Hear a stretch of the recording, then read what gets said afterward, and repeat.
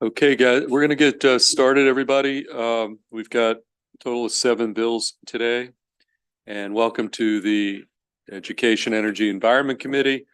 We're going to start with Senator Washington on Senate Bill 1084.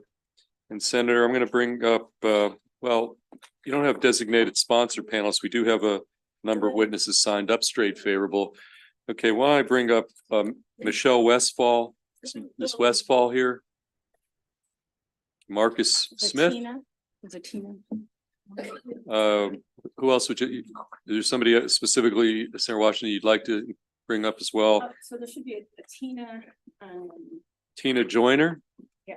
Okay, Tina Joyner. You signed up favorable with amendments, but Right, we can bring her up.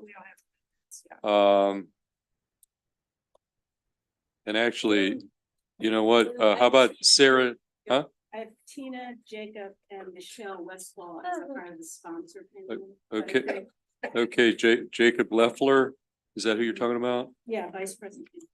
And anybody else you'd like to bring up? Whoever else they want to bring. If they can bring one more, it's fine.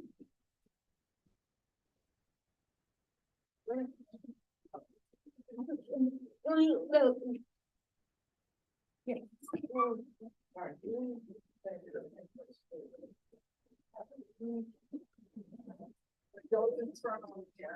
Okay, no problem. Just want to get it. Whoever sponsor would like up there, we want to make sure that they're up there.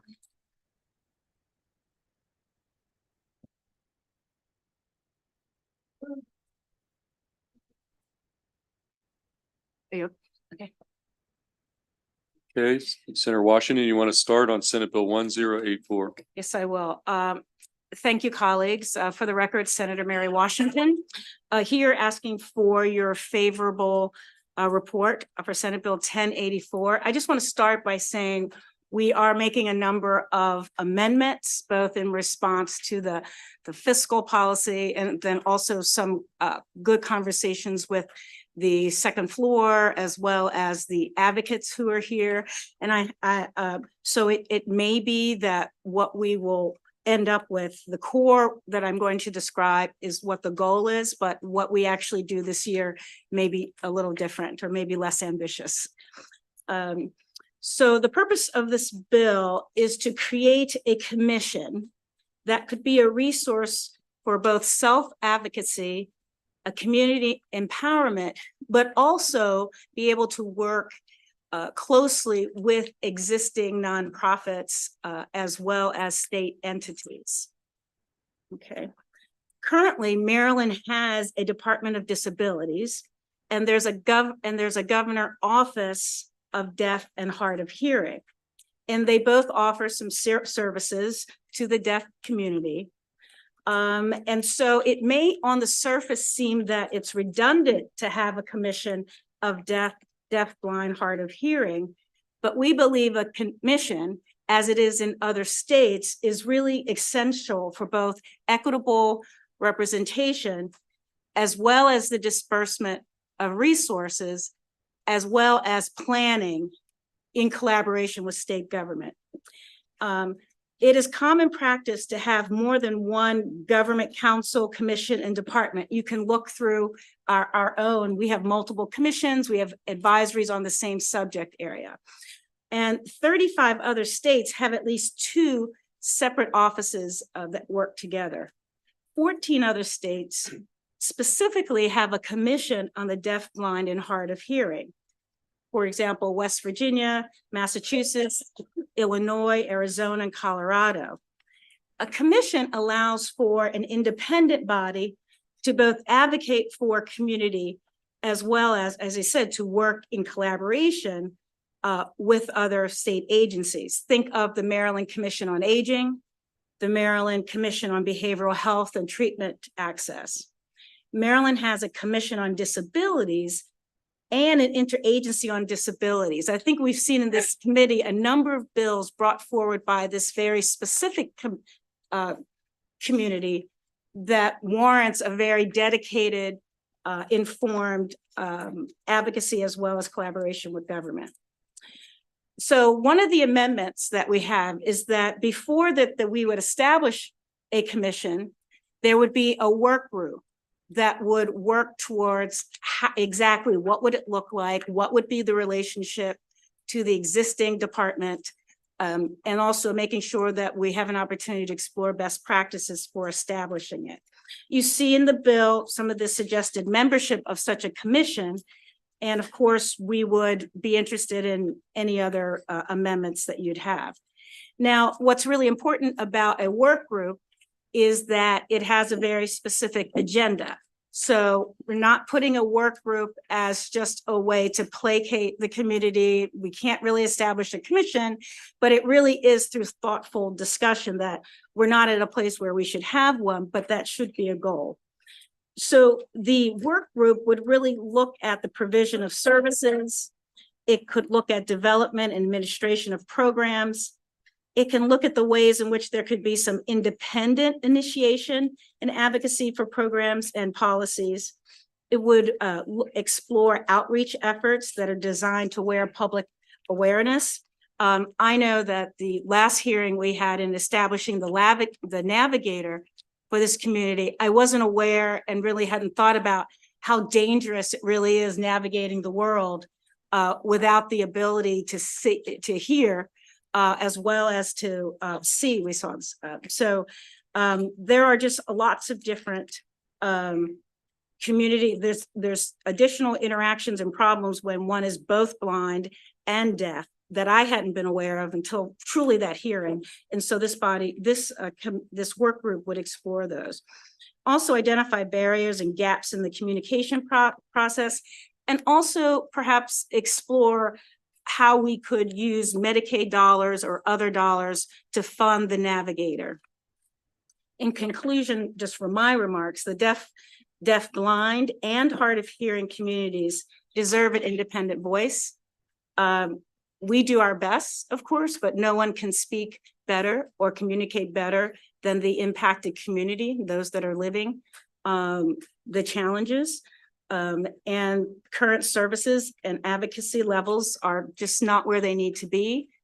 Senator Watson has a bill, a number of us there have a bill that really speaks to all the ways in which this community needs to be served. So having a commission or as amended, possibly a study and a work group to move towards that is something that this community deserves.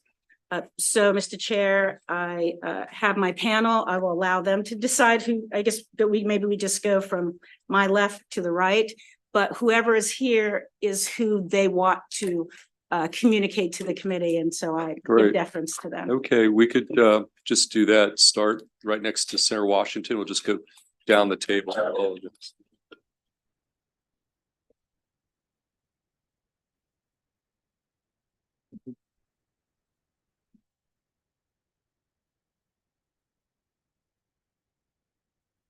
Good afternoon. My name is Tina Joyner. I'm the president of the Maryland Association for the Deaf.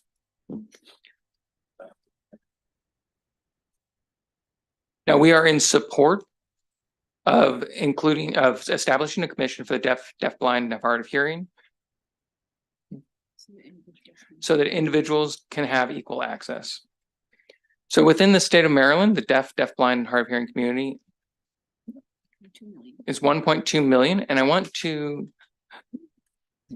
explain the difference between what a commission and the current role of ODHH. Now, the Governor's Office of the Deaf and Hard of Hearing has done exemplary work for the last 23 years, and they continue to amaze us with their work, particularly communicating across the state with all the different state agencies and working with state agencies to improve the quality of access.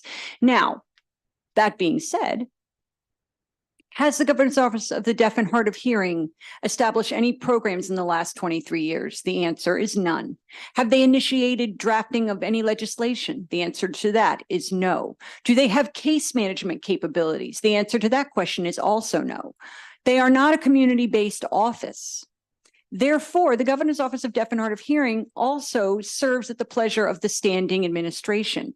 For example, in the previous administration, they were told not to take a stand on any particular bill. This particular administration has allowed GODHH to testify on different bills. So depending on the administration, that is contingent on the level of their involvement. There's a variety of issues that they get from constituents and they have to refer out because also their staff size is very small and they serve the entire state of Maryland.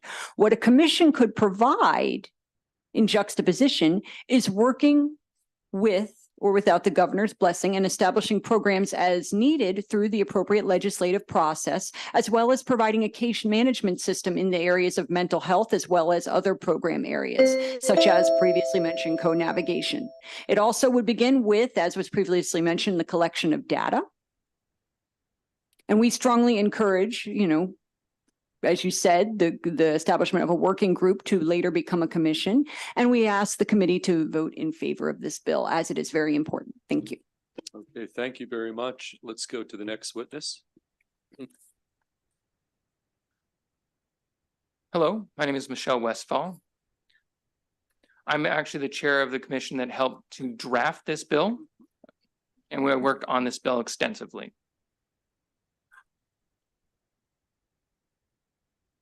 I do strongly believe that what most people will tell you is with the Governor's Office of Deaf and Hard of Hearing, they have done an amazing job with advocacy, education, and really for the deaf, deafblind, and hard of hearing communities, they have done amazing work. As they've also referred individuals to, find different resolutions for whatever their issues may be. They've been a resource to the community. At the same time, we have found when it comes to education, advocacy, and those referral services by this group is not always sufficient to really serve all the needs of the community. And that is why we are here. That's the reason that we want this commission to be established.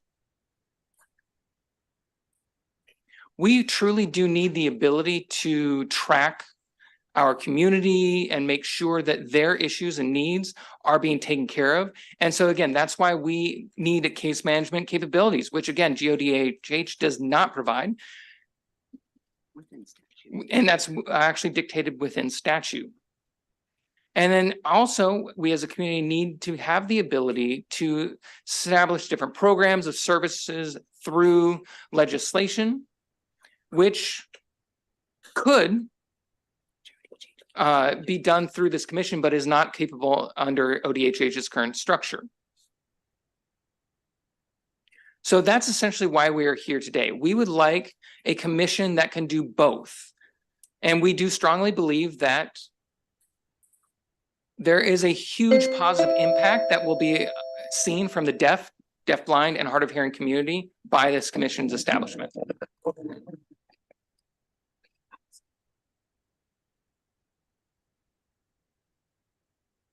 Good afternoon, Chair.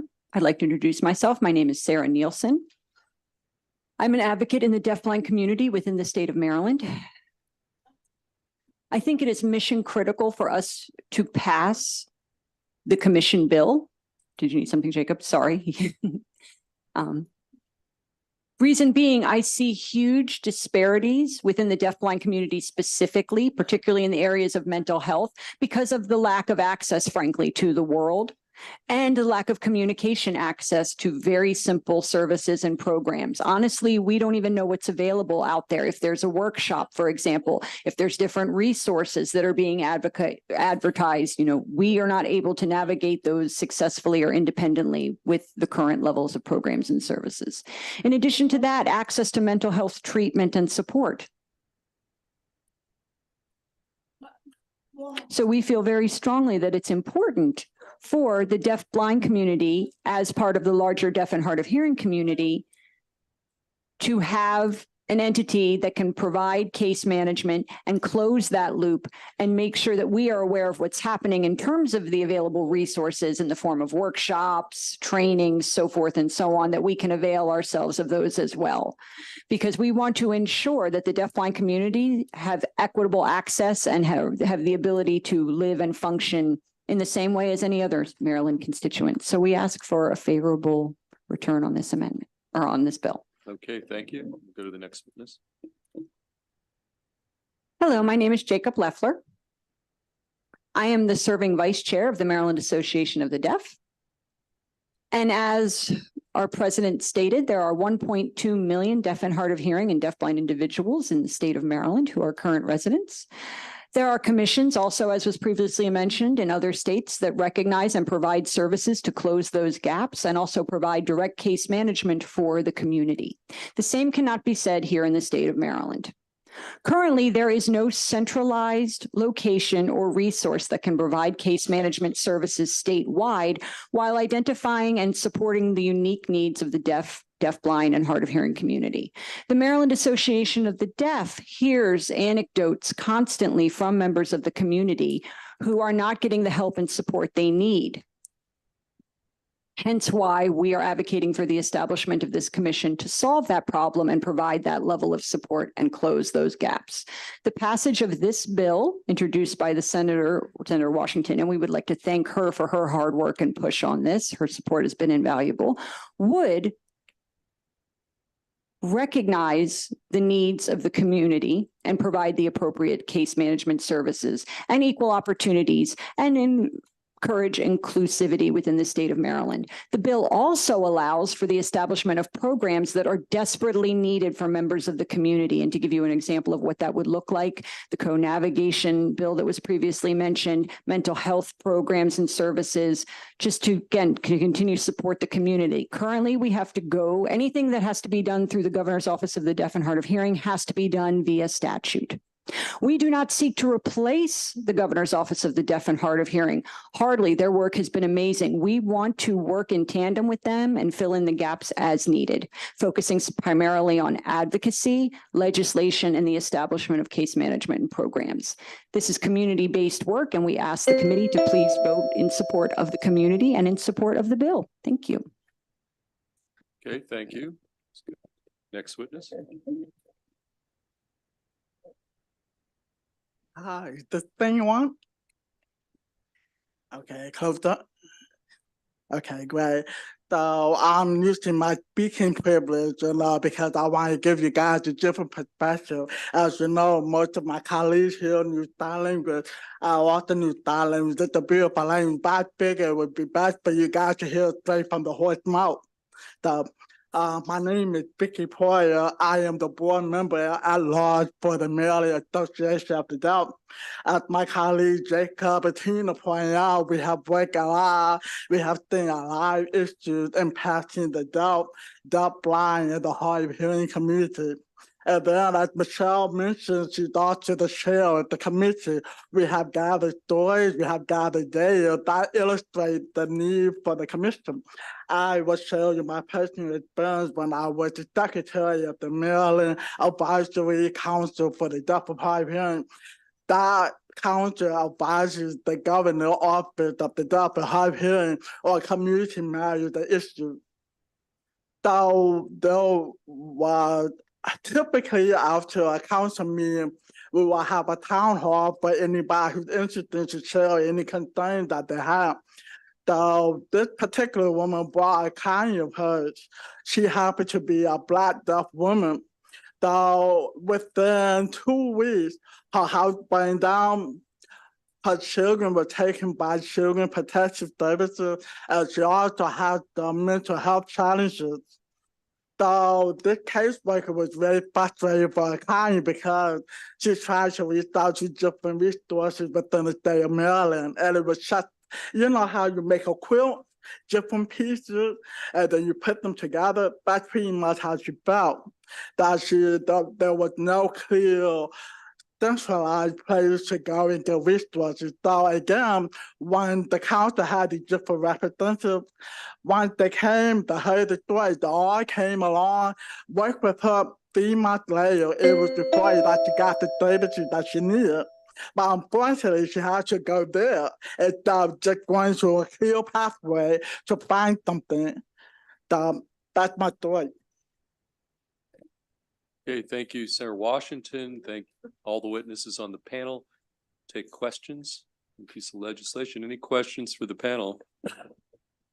Okay, seeing none, thank you. Thank you all very much. We do have one witness still. Is Marcus Smith in the audience? Marcus Smith?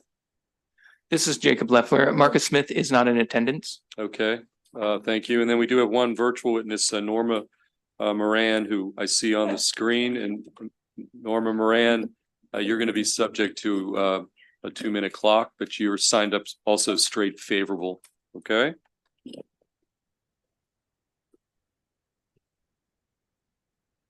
Hello, good afternoon, everybody. I'd like to introduce myself. My name is Norma. I'm a resident of the state of Maryland for the last 6 years. Prior to that, I was in DC, so about 20 years altogether in the DMV area. I also serve on the Maryland Advisory Council for the Deaf and Hard of Hearing under the Governor's Office of Deaf and Hard of Hearing. So as a deaf person, as a constituent of the state of Maryland, we all need a toolkit, so to speak. And what we typically have in that toolkit right now is the Maryland Association of the Deaf, the Governor's Office of the Deaf and Hard of Hearing, and that's it in terms of our toolkit. We have 2 tools. A commission for the deaf and hard of hearing and deafblind within the state of Maryland would be a fabulous other tool to place within our toolkit that would allow us to successfully navigate our lives as independent deaf individuals in the state of Maryland. Currently, when an individual has to reach out, if they want to fit into a community and culture versus if they want to understand the legislative process and bills and how the political process works, they reach out to the Governor's Office of the Deaf and Hard of Hearing. If they need community resources, they reach out to the Association of the Deaf. However, case management is non-existent. As a small business owner myself, another example is reaching out to the Department of Commerce and not having anybody with the cultural sensitivity or subject matter expertise to meet my unique needs. And that's just one of the aforementioned gaps in the system that exist in the state of Maryland. A commission would help to fill those gaps so that deaf constituents could successfully navigate all aspects of life in the state of Maryland. So we want to add to what we already have and just have additional resources in our toolkit. So I'm in support of this bill and ask the committee to be in kind. Thank you. Okay, thank you. Any questions for Ms. Moran? Okay, seeing none, that concludes the bill hearing on Senate Bill 1084. We're going to next go to Senator Gallion on Senate Bill 935. Senator, I'm going to call up, you designated several witnesses to be part of your sponsor panel, and you have Geraldo, Steve Bacino, Courtney or Tom Spangler, one of the two. Courtney's here, okay, and then okay, you're both here, okay, and then finally Aaron Greenfield. Those are we have a few additional witnesses, but these are part of the designated sponsor panel.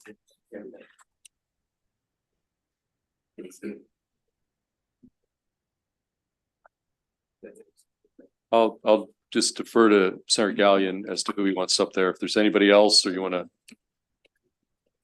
interchange somebody. Is this you good? And okay, why don't we we'll bring Carvel Collins up as well. He's on the list too. So, and then there's again a couple of additional witnesses signed up, but maybe they're already here. So Senator Gallion, we're on Senate Bill 935 and it's all yours. All right. Good afternoon, Mr. Chairman, Madam Vice Chair, and fellow committee members. For the record, Senator Jason Gallion, representing District 35, Hartford and Cecil counties, to introduce Senate Bill 935, Department of General Services Renewable Natural Gas Pilot Program Establishment. For the rest of my testimony, I'll refer to renewable natural gas as RNG. This legislation would require DGS in consultation with the Department of Environment and the University System of Maryland to establish a renewable natural gas pilot program in the department by January 2025. This pilot program will require the state to procure renewable natural gas for use as fuel in the state's transportation and building sectors to evaluate the economic benefits and costs of replacing fossil natural gas with renewable natural gas. Specifically, taking a look at these benefits over a short-term and long-term, hopefully, basis to see how it can help to further greenhouse gas emission reduction goals. When evaluating this pilot program, the Department of General Services will do 3 things. Number 1, collect greenhouse gas emissions reduction data to see if RNG supports the state's climate commitments. Number 2, require the generator of the RNG to complete a carbon life cycle analysis through an independent third-party contractor. And third, analyze the economic benefits and costs of expanding the use of RNG in the transportation and building sectors in the state. To meet our ambitious climate goals, we need to be considering every renewable energy source at our disposal. It will be critical to scale production of alternative fuels like RNG as we work toward the net zero emissions goal set for 2045. RNG can be blended with conventional natural gas, a fossil fuel, to create pipeline quality gas with a lower carbon intensity profile. Lowering the carbon intensity of vehicle fuel in the state will result in significant emission reductions from the transportation sector, the state's largest source of greenhouse gas emissions. Maryland is in a particularly favorable position to implement an RNG procurement pilot program. The abundance of agricultural operations and byproducts in the region provide a reliable, adequate feedstock for biomass to these projects. Virginia and Vermont have adopted RNG procurement programs in recent years. The state programs vary by structure, but share the common goal of supporting the development, procurement, and distribution of RNG. We are proposing one amendment that replaces the consulting entity from the Public Service Commission to the University System of Maryland and the Maryland Department of the Environment. I believe Maryland should be the next state that implements an RNG pilot, and will ask for a favorable report on this legislation. Thank you, Mr. Chair. Okay, who do you want to go next? Start with Mr. Okay, tell us who you are. And Maria, we're going to go on the 2-minute clock. So each of you is going to have 2 minutes. Okay. Good afternoon, Chairman, Vice Chair, and committee members. My name is Tom Spangler, and I'm speaking in support of Senate Bill 935. I serve as the Executive Chairman of Clean Bay Renewables. Clean Bay is a Maryland envirotech company that processes agricultural byproducts into renewable energy and sustainable natural fertilizer using existing technology. The RNG pilot program is an additional step to help our state meet the decarbonization goals of the Climate Solutions Now Act. The pilot brings necessary attention to an additional near-term decarbonization tool that has not been highlighted, and keeping all options on the table is critical. Since 2011, DGS has operated the successful Generating Clean Horizons program to procure renewable wind and solar electricity. We should do the same for other renewables like RNG. Decarbonization does cost money. Solar electricity costs more than fossil-based because the renewable energy credits have a carbon value. With mandated carbon reduction policies, the conversation and analysis needs to shift to the cost of reducing GHG emissions as opposed to simply comparing renewable energy pricing to their fossil equivalent. On a cost per metric ton of CO2e emission reduction, solar, wind, and carbon negative RNG are equivalent, with carbon negative RNG being slightly cheaper on a carbon reduction calculation. One step in the right direction is this pilot program calling for DGS to procure RNG in an amount recommended at least 5% of the state's total natural gas procurement. This will immediately contribute to Maryland's decarbonization, support Maryland agriculture, provide data to inform future policymaking, and facilitate planning and budgeting for incorporation of RNG into future agency budgets. With this, we ask for a favorable report on Senate Bill 935. Okay, thank you. Who wants to go next? Mr. Collins, why don't you go next? Thank you, Mr. Chairman, Madam Vice Chair, and members of the committee. I'm Carville Collins. I'm here on behalf of Columbia Gas of Maryland. Columbia Gas serves approximately 34,000 customers in Maryland's 3 westernmost counties. This legislation continues the Maryland tradition of having our state government invest in burgeoning renewable technology in order to test its cost effectiveness. While the use of alternative gas, especially landfill gas, has been around for decades, it has not yet fulfilled its promise as a tool in our fight to mitigate the effects of climate change. RNG is a cleaner, affordable, and reliable waste-derived fuel that can be used to power homes, businesses, and even vehicles. RNG is made by capturing and refining biogases released from decomposing organic waste material. Every community in Maryland produces waste. As that waste breaks down, it emits methane, which is a naturally occurring greenhouse gas. RNG projects capture this methane from existing food waste, animal manure, wastewater sludge and garbage and redirect it away from the environment, repurposing it as an ultra low to zero carbon renewable energy source. So we're in support of this legislation. We ask, why not take all the waste and trash that we produce and turn it into energy that can flow through our rapidly improving natural gas system? While there will be a cost, of course, it is far less a cost than pure electrification, which recent studies are projecting to be very expensive. With that, we urge a favorable report. Thank you. Okay, let's go to the other side of the table. Senator Gallion, you want to, whoever wants to go first.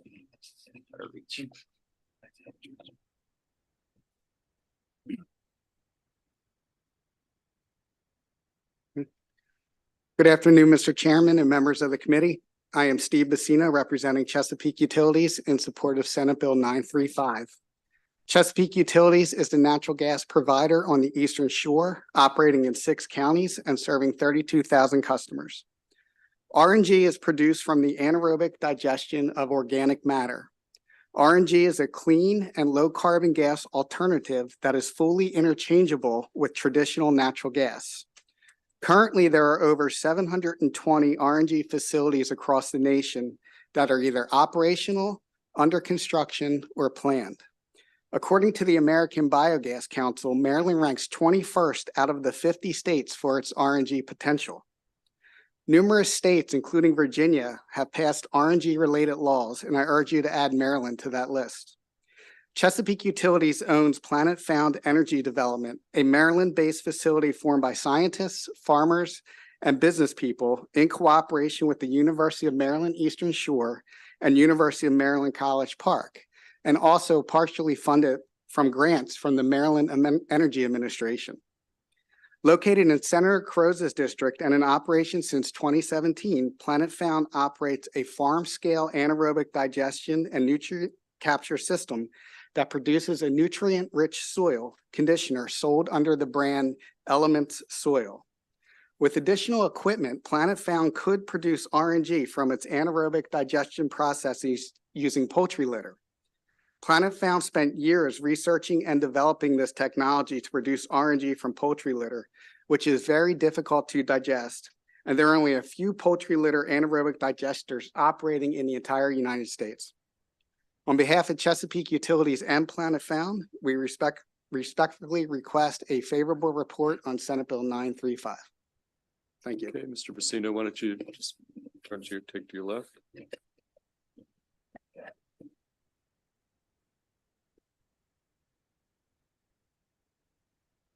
Good afternoon, Chairman, members of the committee. Manny Giraldo, representing Washington Gas. I'm joined here by my colleague, Malik Angla-Kutati. He has great knowledge and working history with RNG.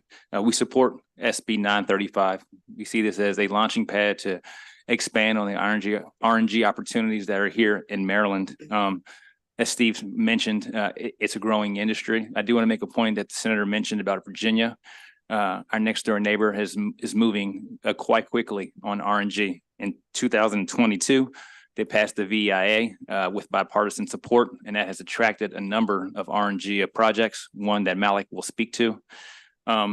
We think that the state can help meet its sustainability goals with more RNG, and we hope that this committee will have a favorable vote. I'll leave the remaining of my time to Malik. Okay, thank you. Good afternoon, Chair, Vice Chair, and committee members. Thank you for the opportunity to comment. My name is Malik Angala-Kudati. I'm Senior Vice President, Strategy and Innovation at Washington Gas. One of my accountabilities is to develop RNG projects in our territory. Our journey in RNG began in Maryland with interconnecting with WSSC Piscataway Wastewater Plant. We finished our project last year, and plant is expected to go operational this year. The RNG from this plant is expected to benefit Montgomery Transit fleet by helping decarbonize their buses.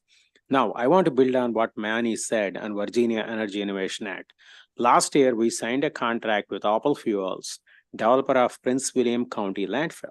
It's one of the largest facilities in our territory, and produces 1.4 billion cubic feet per year.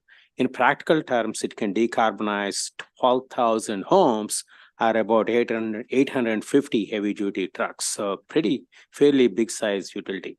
On top of it, it will also generate $32 million savings for our customers over 20 years due to liquidation of federal RIN program credits, and also will cut emissions from the landfill by 30%. Maryland can also benefit from such a regulatory mechanism. You have large RNG potential in the state. Landfills, wastewater plants, and poultry farms and animal farms, as some of my colleagues have commented. So I fully support Senator Gallian's SB 935. It will be good for environment, good for state, and can potentially benefit financially. Thank you. Okay, I want to thank the panel for your testimony. Any questions of this panel? Senator Lewis Young. Thank you, Mr. Chair. I'd like to read you a paragraph that I read in the oppositional testimony, and then I'd like the one best person to respond to it. RNG is 1, limited in supply and scalability, 2, very costly, 3, detrimental to the environment and air quality, especially for frontline communities, and 4, in some cases, can end up increasing greenhouse gas emissions. RNG encourages the continued build out of leaky gas infrastructure that locks in climate chaos.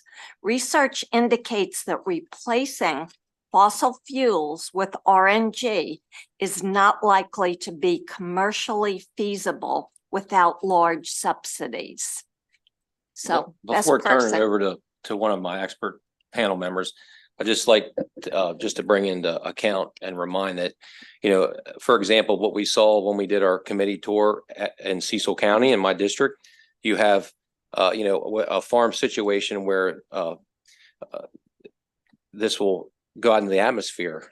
You know, if we don't, why not capture it and use it for energy? So I mean, the opposition didn't refer to that. There's a lot of places where they're already creating this stuff and it's basically just going out into the atmosphere. So with that being said, I'll turn it over to one of my expert panelists. I can take that question, Senator. So as Senator Gallian has commented, at least using landfills as an example, most of the emissions are either flared directly to atmosphere or used in inefficient power generation.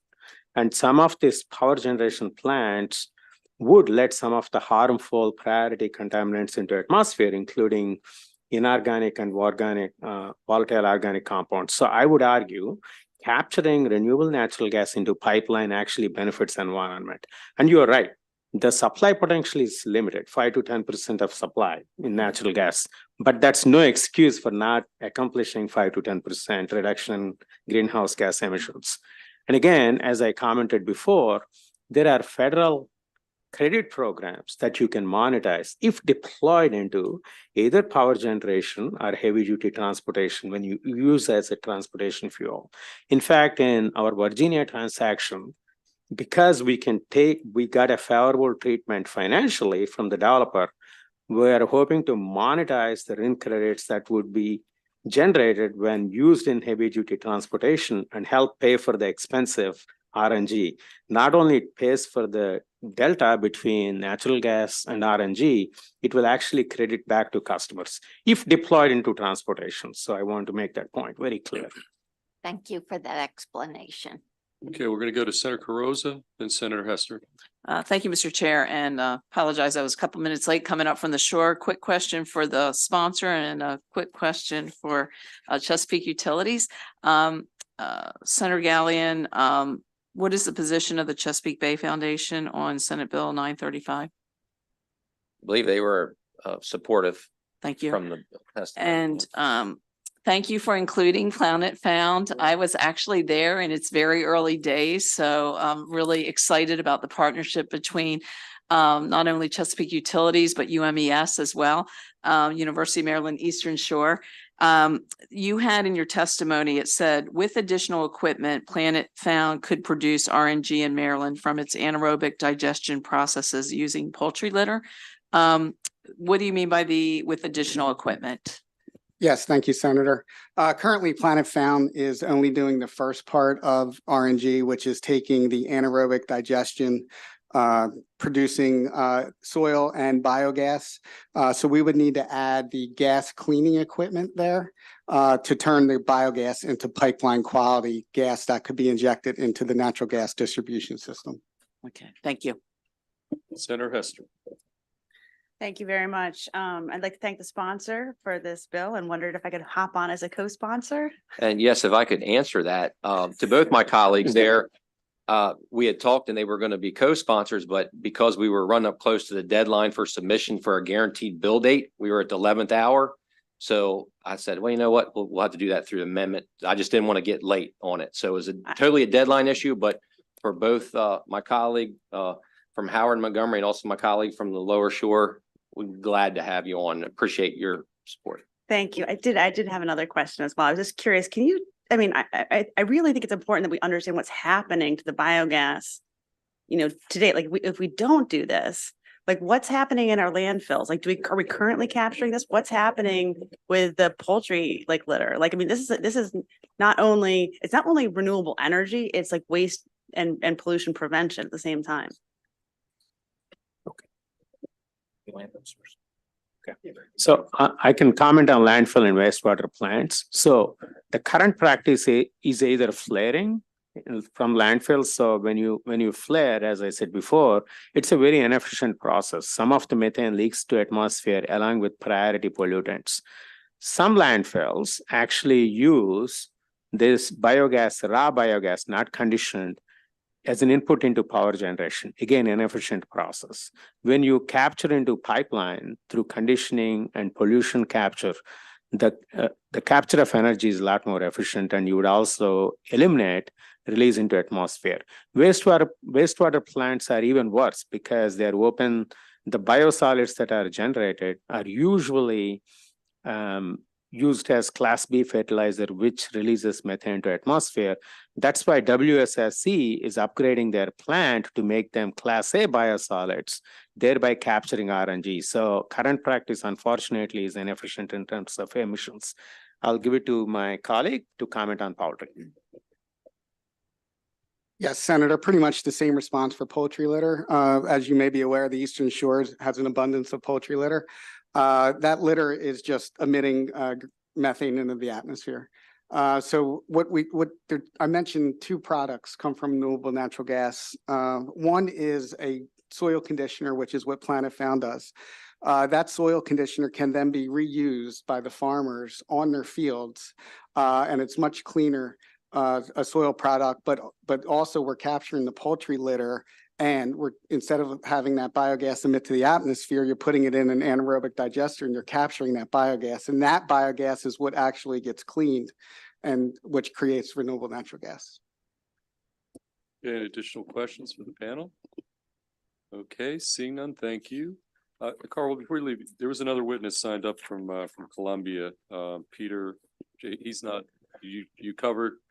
Thank you, Mr. Chairman. He was not unable to make it to Annapolis today, so I am covering for him. Thank you. Okay, and then also is Aaron Greenfield here from Bioenergy DevCo. I don't think I called Aaron. Okay, well, that concludes the bill hearing on Senate Bill 935. And we're going to next move to two bills from Senator Brooks. And his committee chief of staff is going to present the bill. Senator Brooks has to called to deal with some personal matters. So we've got two bills from Senator Brooks, and we're going to start with Senate Bill 918. And I've got Katie Nash, Richard Reinhardt, and Fred Hoover from the PSC are the three witnesses on this bill. And so, again, tell us who you are on behalf of Senator Brooks, okay? Absolutely.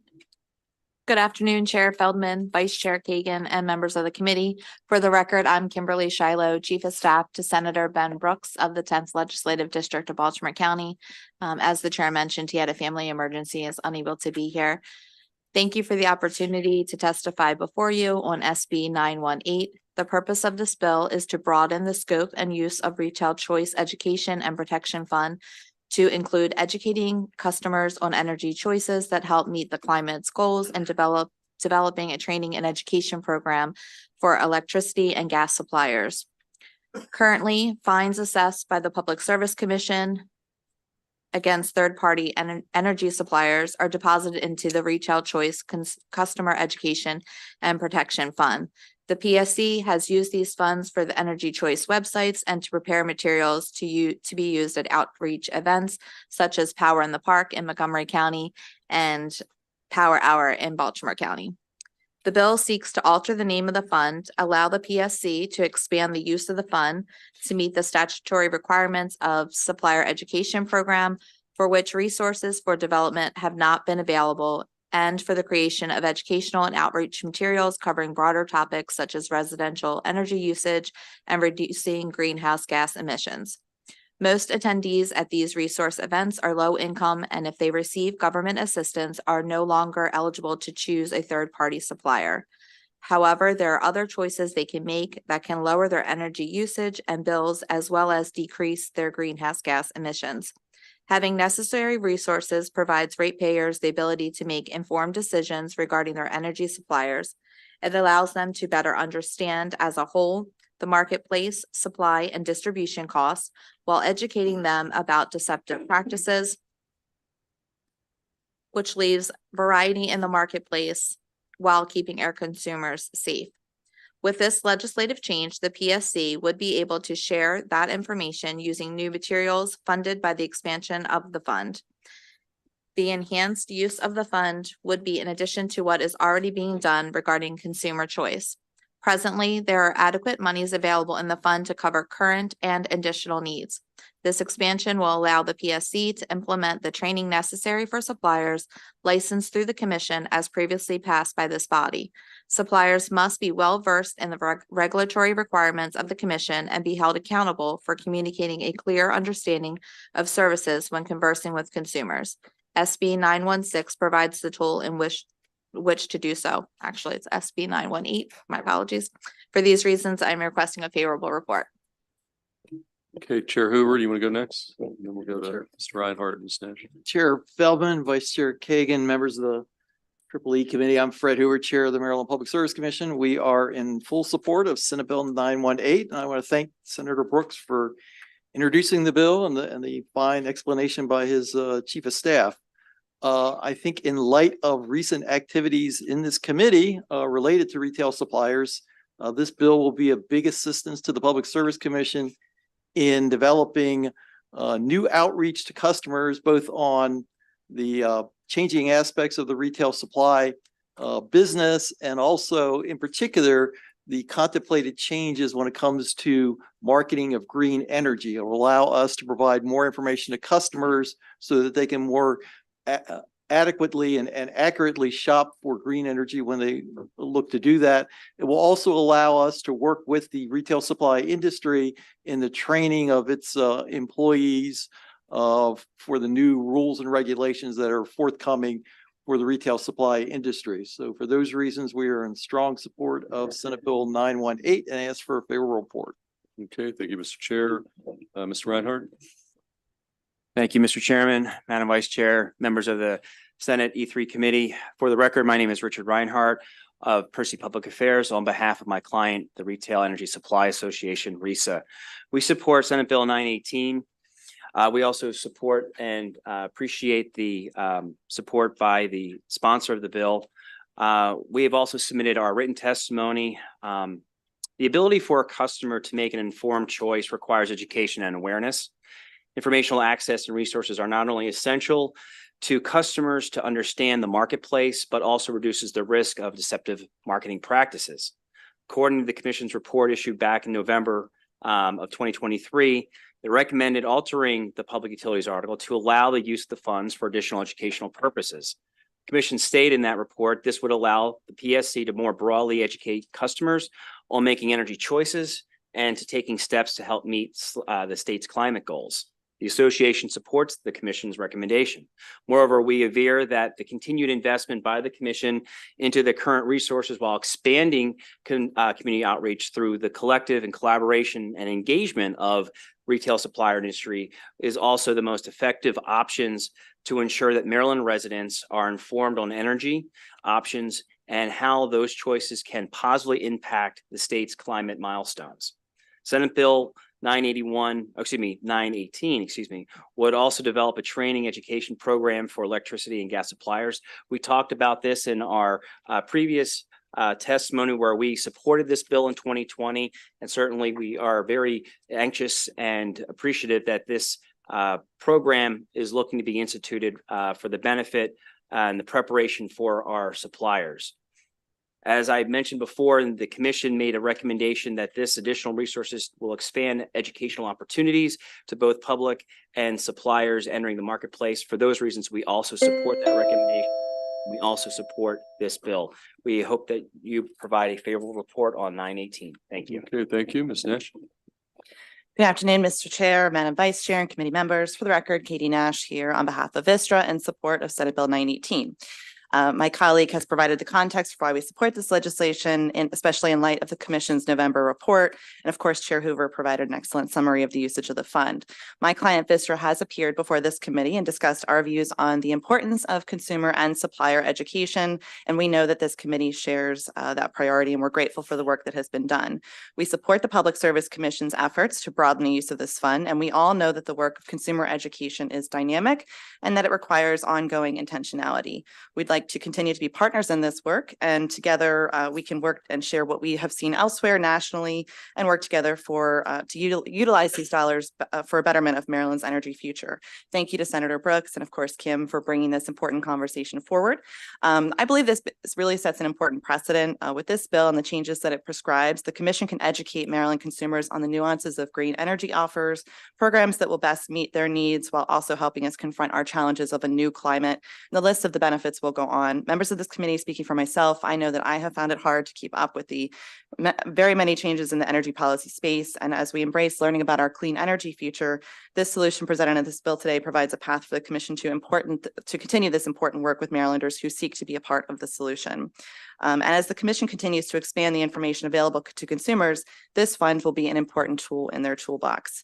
In my mind, there is no path forward that does not include Marylanders being empowered through education when it comes to something that we all need, which of course is energy. We're grateful for the work of the Public Service Commission, specifically the Consumer Affairs Division, and I'm excited about the expansion and ongoing use of this fund. For these reasons, we request a favorable report. Thank you.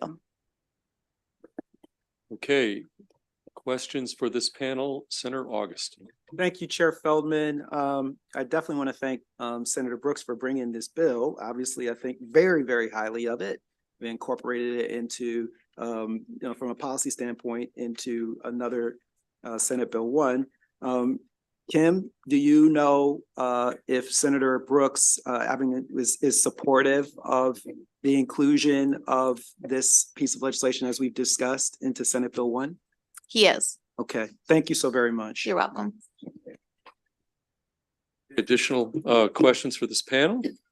Okay, seeing none, that concludes bill hearing on Senate Bill 918. And Kim, why don't you stay there? We're going to take the second Brooks bill, Senate Bill 1023.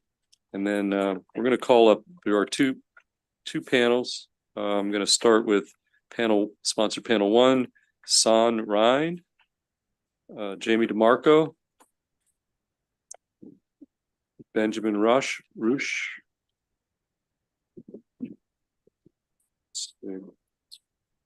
Aaron Sherman, and Mark Zybist. Those are panel number 1, sponsor panel. And Kim, why don't you again tell us your full name, and then we'll take the panel after that. Okay, and each of you are going to be under a 2-minute clock after the presentation of the bill. So start again. We're on Senate Bill 1023. Again, good afternoon, Chair Feldman, Vice Chair Kagan, and members of this committee. For the record, I'm Kimberly Shiloh, Chief of Staff for Senator Ben Brooks of the 10th Legislative District. Thank you for the opportunity to testify before you on SB 1023, the Better Buildings Act of 2024. This bill honors the General Assembly's commitment in the Climate Solutions Now Act to move toward the broader electrification of new construction following a feasibility study. This past December, that study was released by the Public Service Commission. The findings were that a high electrification of this state would only moderately increase the demand in electricity while significantly reducing the demand in gas. Specifically, the state's electric grid would see a maximum growth of 2.1%, which is comparable to the average growth of Maryland's electric grid over the past 40 years. Additionally, building sector gas demand would be reduced by 31% by 2031. After much research and patience, it is time for the General Assembly to act on its promise and pass the Better Buildings Act. The longer we wait to electrify our buildings and make our energy grid cleaner, the harder it will be to accomplish 4 key parts to ensure that our buildings are clean, efficient, and wired for clean energy. This bill requires that all new buildings secure their energy from non-fossil fuel sources. This means that appliances like home furnaces and water heaters installed in new construction would have to be electric. The bill does allow jurisdictions to make exemptions for backup generators, cooking stoves, and other buildings that have a demonstrated need for fossil fuels. Next, the bill requires the parking at certain new buildings to be EV capable or ready to provide EV charging. This does not mean that all parking spaces will have to require EV charging. This requirement only mandates that a certain percentage of spaces, depending on the type or size of the building, be capable of having an EV charger. The bill also requires the next building code to have energy conservation requirements for new buildings, with increasing requirements every year. By 2035, all new buildings will have to have a net zero energy balance, which means that the new building produces as much energy as it consumes. Lastly, the bill requires that all new buildings which have more than 20,000 square feet of clear roof space be solar ready. This requirement will allow large buildings to be able to meet the net zero energy balance required by 2035 and ensure that clean electricity can easily power our state's large buildings. SB 1023 will be a tremendous step forward for Maryland in reaching our climate goals. It is a bold and ambitious plan, which is exactly the attitude we need for a task such as making our buildings energy efficient and electric ready. However, this bill has not been hastily drafted. We have conducted the necessary studies since 2022, as well as made considerations for exemptions to the proposed requirements. Moreover, this transition will not be overnight, but phased in to ensure that new requirements are implemented properly and that builders can adapt and prepare for all electric transition. For these reasons, I'm requesting a favorable report on SB 1023. There is one amendment, but it's technical. It just makes the House and the Senate version the same. Okay, let's go down the table, and sir, you're going to tell us your name, and then you're going to be under the 2-minute clock. Okay. All right. Thank you. Good morning, Mr. Chair, or good afternoon, Mr. Chair, Madam Vice Chair, and committee members. My name is Son Ryan, and I'm from Dumbarton Middle School in Baltimore County. I serve as a co-founder of Electrify Our Future, a student-led coalition working alongside CCAN to promote sustainable development across Maryland. I'm joined by fellow co-founder Leo Abubakar, who is from Towson High School in Baltimore County.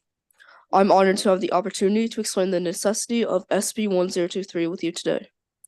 As a student, this bill speaks to me, as it will directly shape the world that I will live in. It is well known that climate change and its effects are getting worse by the year, and frankly, it is terrifying to not know how much of a world will be left for me to grow up in. The data that we see is alarming. Something that really shocked me was an Oxford study that reported that children in homes with gas cooking have a 42% increased risk of having asthma. I have friends that have asthma, and to think that this lifelong condition could have had something to do with gas in our homes is terrible. SB 1023 will change that. By phasing out gas appliances in buildings, this bill will help my generation and future generations to come.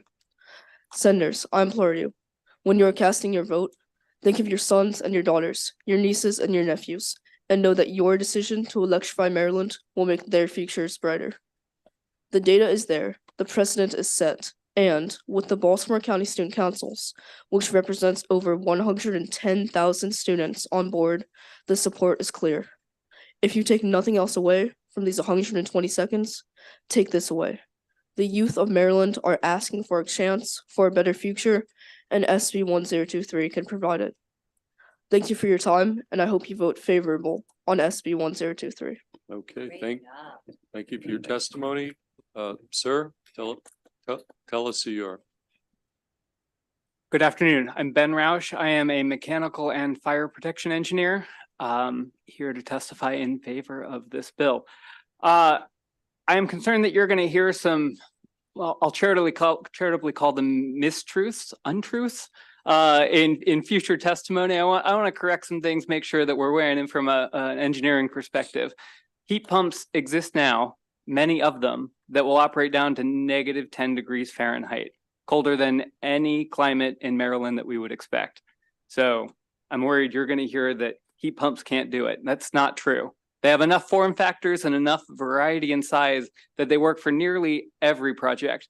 I have a firm that works both on the East Coast and the West Coast, and we have worked in almost every segment that you can imagine, from factories to warehouses to multifamily to life science centers, doing electric buildings only, not using gas. The majority of projects that we work on, ours and others, are already primarily heat pump heated.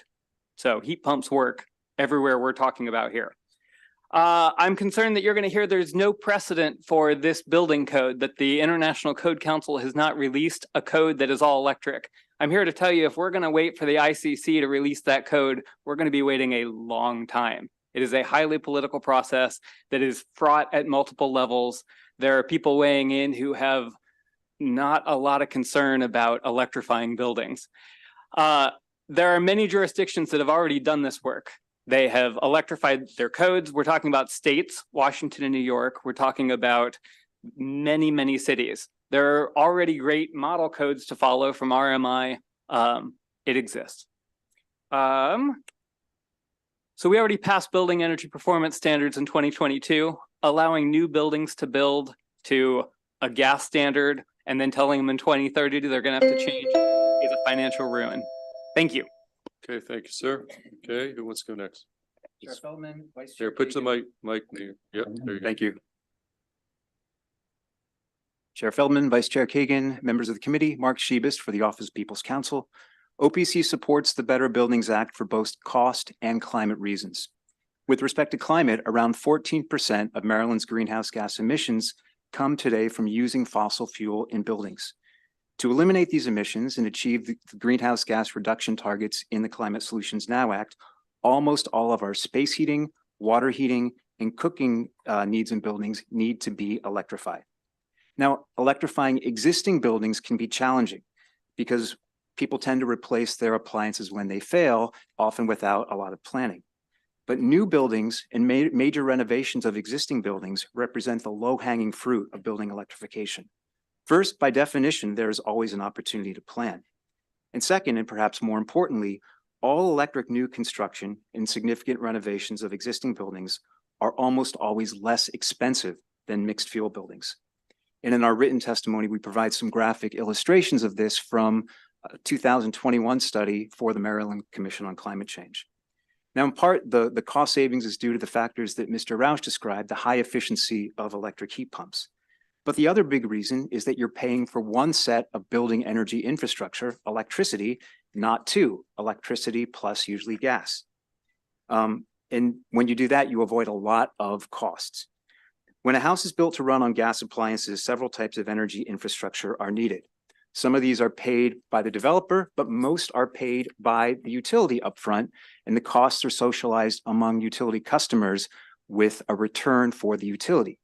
And that doesn't get into the costs of updating legacy gas infrastructure, which People's Counsel David Lapp has testified to this committee concerning Senate Bill 548. For all of those reasons and for all the further reasons detailed in our testimony, we ask for a favorable report on the bill, and I'm happy to answer any questions. Thank you. Okay, Mr. Marco. Thank you, Mr. Chair, Madam Vice Chair, members of the committee. My name is Jamie DeMarco, Maryland Director of the Chesapeake Climate Action Network, and we urge a favorable report. The Maryland Department of the Environment, under the Hogan administration, did a study comparing the cost of building a new building that is all electric with a new building that is gas, and electric. It found that a new building that is all electric is cheaper to build and cheaper to operate. So savings upfront and savings on an annual basis. This is the easy part. We have a large building stock in Maryland that if we are going to meet our ambitious pollution reduction mandates in the Climate Solutions Now Act, we are going to have to invest a lot to tackle that difficult that problem of our existing gas infrastructure and buildings. Every time we build a new building that has gas furnaces and water heaters, we are making the problem worse. And we are spreading out, thinning our finite amount of money that we have to help families get off gas, because we know we're going to have to help low and moderate income families get off of gas infrastructure. And when we put a new complex in or a new subdivision in, and each of those homes have gas, furnaces and water heaters, those are new homes that we're also going to have to help get off between now and 2045. 2045 is only 21 years away. Nobody buries a pipe in the ground and plans to retire it in 21 years. And there is no conceivable way to decarbonize a gas infrastructure system other than replacing it. You heard earlier, renewable natural gas can only handle 5 to 10%. Hydrogen can only be mixed in 5 to 10%. If we want to actually eliminate building emissions, which is necessary to meet our goals, we've got to move in this direction. And the way it saves money is to do it at the front end. The Public Service Commission has given favorable testimony. We're in conversations with agencies. If they send testimony on the House side, we will send it over. Multiple states have done this, including counties in Maryland, Montgomery County and Howard County have both moved in this direction. We urge a favorable report. Thank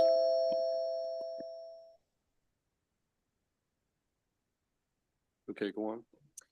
Thank you. I'm speaking today on behalf of RMI, a nonpartisan nonprofit organization that works to transform global energy systems.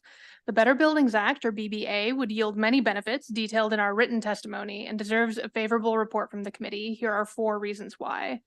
First, the BBA advances Maryland policy goals at minimal cost to the state, utilities, residents, and businesses.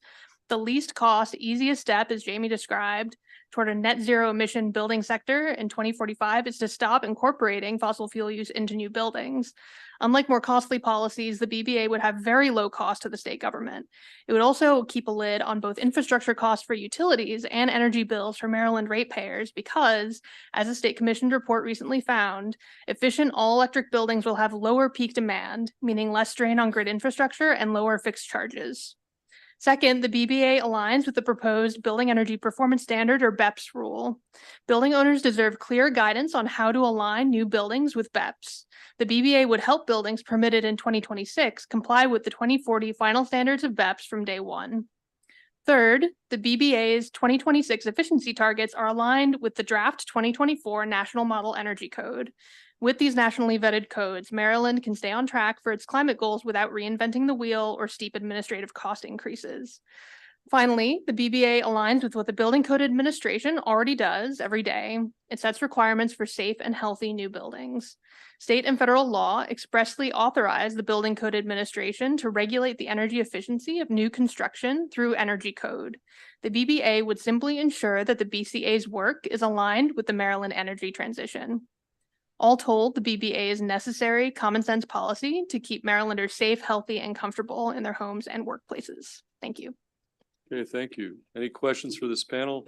We're going to start with Senator Lewis Young, and then Senator Watson, and Senator Hester.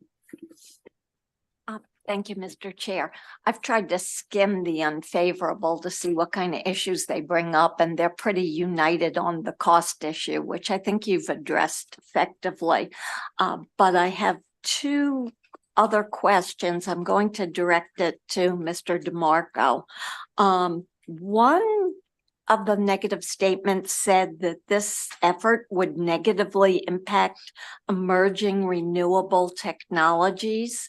That's one question. And my follow-up is, do we have, can the grid sustain the amount of energy that would be utilized by this effort? Thank you for the question, Senator. This would not negatively impact any emerging renewable technologies because the language of the bill just says new space and water heating has to be met without the use of fossil fuels. So if you have any kind of non-fossil fuel based solution, that would be totally acceptable under this legislation. This legislation would not preclude it. The grid can absolutely handle this. I mean, the committee considered this as part of Climate Solutions Now Act in 2022. The legislature directed the Public Service Commission to answer the question whether the grid can handle this electrification. The Public Service Commission looked at that, not just for new buildings, but for all buildings, and not just buildings, but also transportation, and said, quote, "The study concludes that high levels of electrification can be handled by Maryland through 2031. And that, the study found that if you do this efficiently, as the bill requires, and with some basic demand service management, the grid would only grow at 0.3% annually. Compare that to 4.9% that it grew annually in the 80s. Thank you very much. Okay, Senator Watson. Thank you, Mr. Chair. Just a quick question.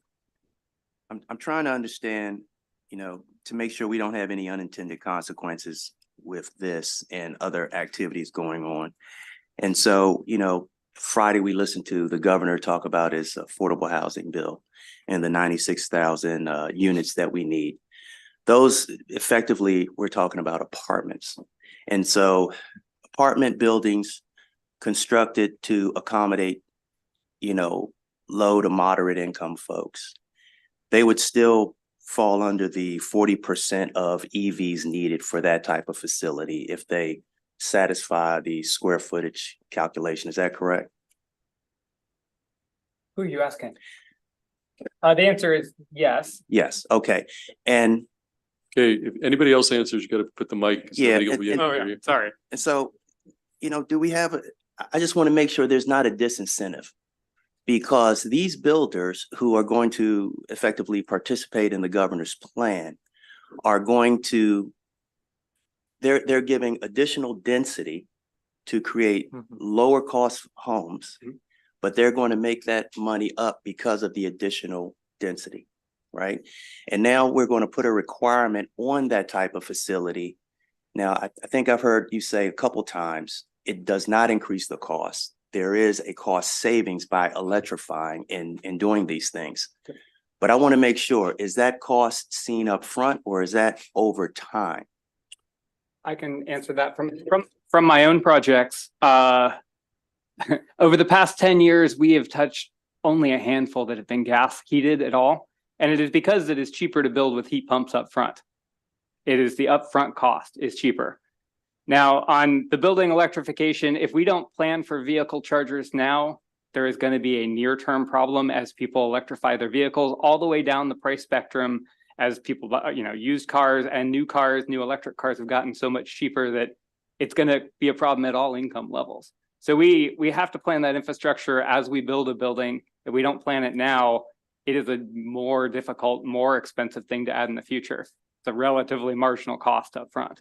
And I guess my final comment is, look, I can't afford an EV right now. So I got to ride my car till the wheels fall off. And then we'll see if CarMax has some real low cost EVs.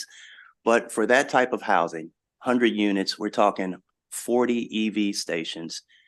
Does that population, will they even be used by that population? I mean, can we just infer that population will somehow switch to EVs, or will they go sitting unused for some period of time as we work to increase the number of electric vehicles we have on our roads?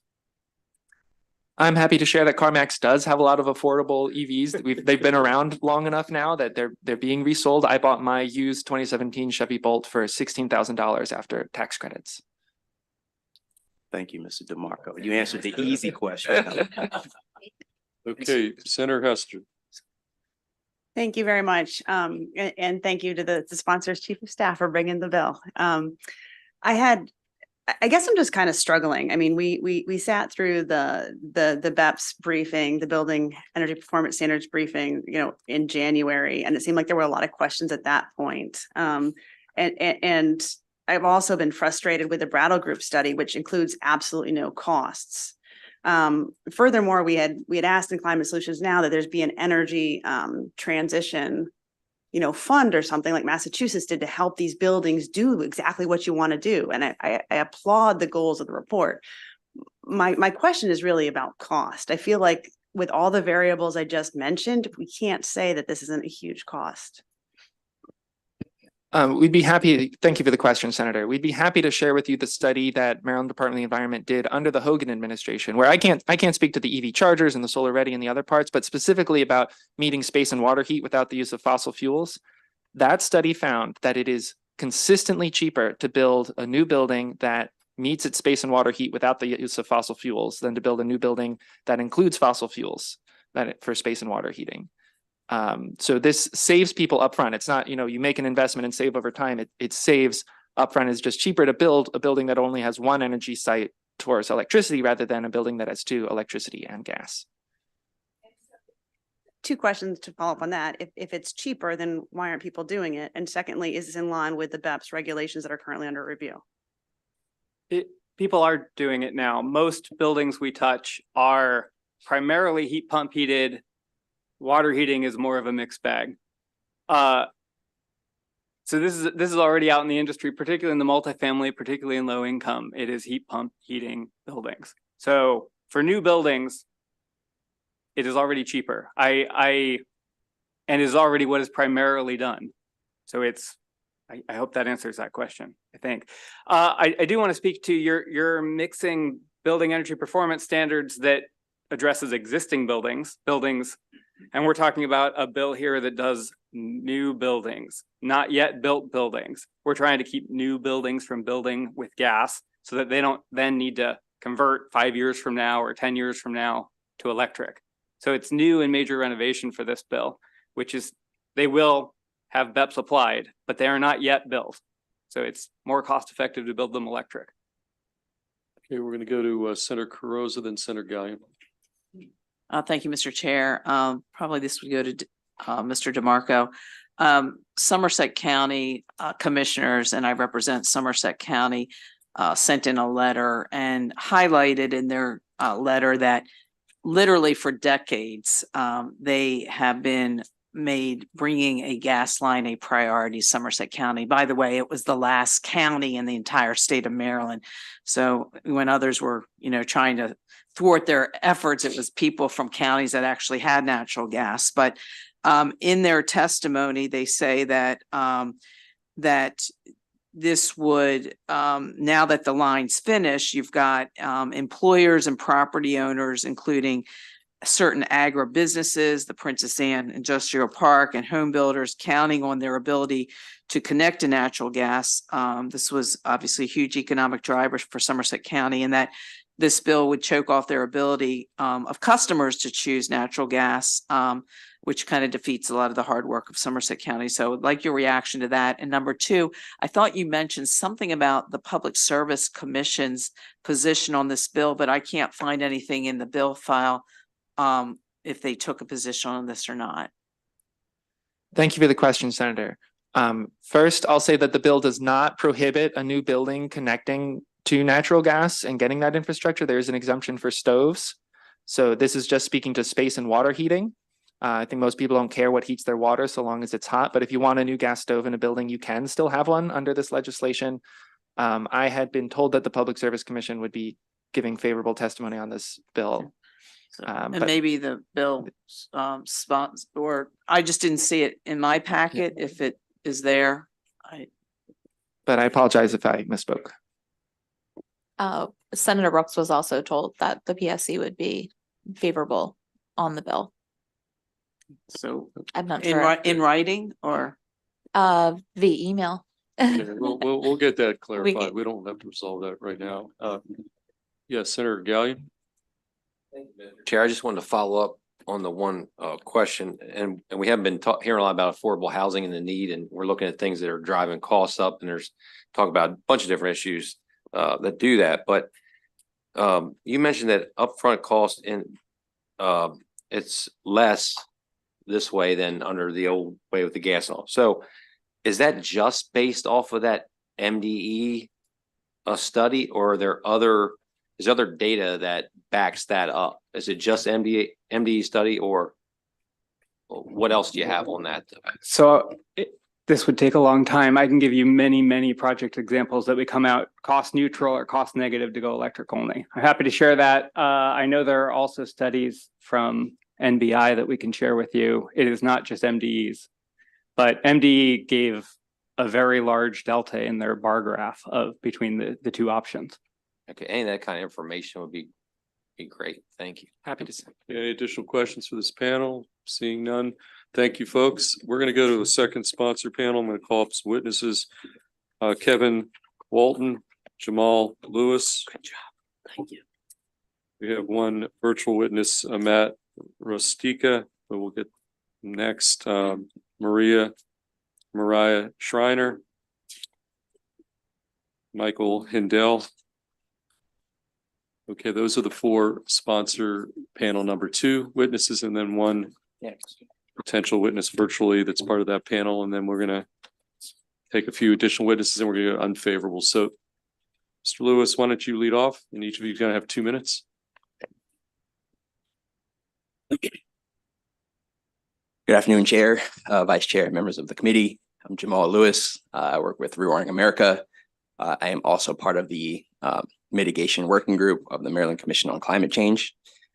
I am going to use my time to highlight a few facts about what all electric buildings mean, recognizing that this bill only requires space and water heating. So as has been mentioned before, Maryland's electric grid can in fact handle electrification of newly constructed buildings.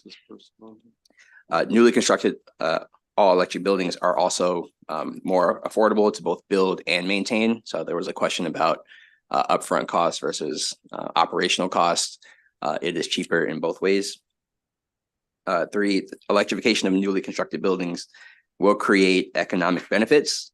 And so the Maryland Climate Pathways report found that this will result in $2 billion of health benefits by 2031, more than 16,000 new jobs created, an increased personal income of nearly 1.5 billion by 2031. Newly constructed electric buildings will also mean lower energy bills. So the average Maryland household would save $1,100 per year and reduce energy bills. Electrification of newly constructed buildings will also be equitable. The Better Buildings Act is essential in reducing carbon pollution from the building sector and achieving the state's climate goals.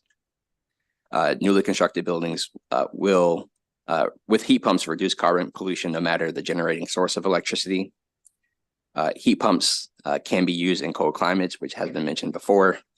And heat pumps are no less reliable than fossil fuel space heating and equipment during power outages.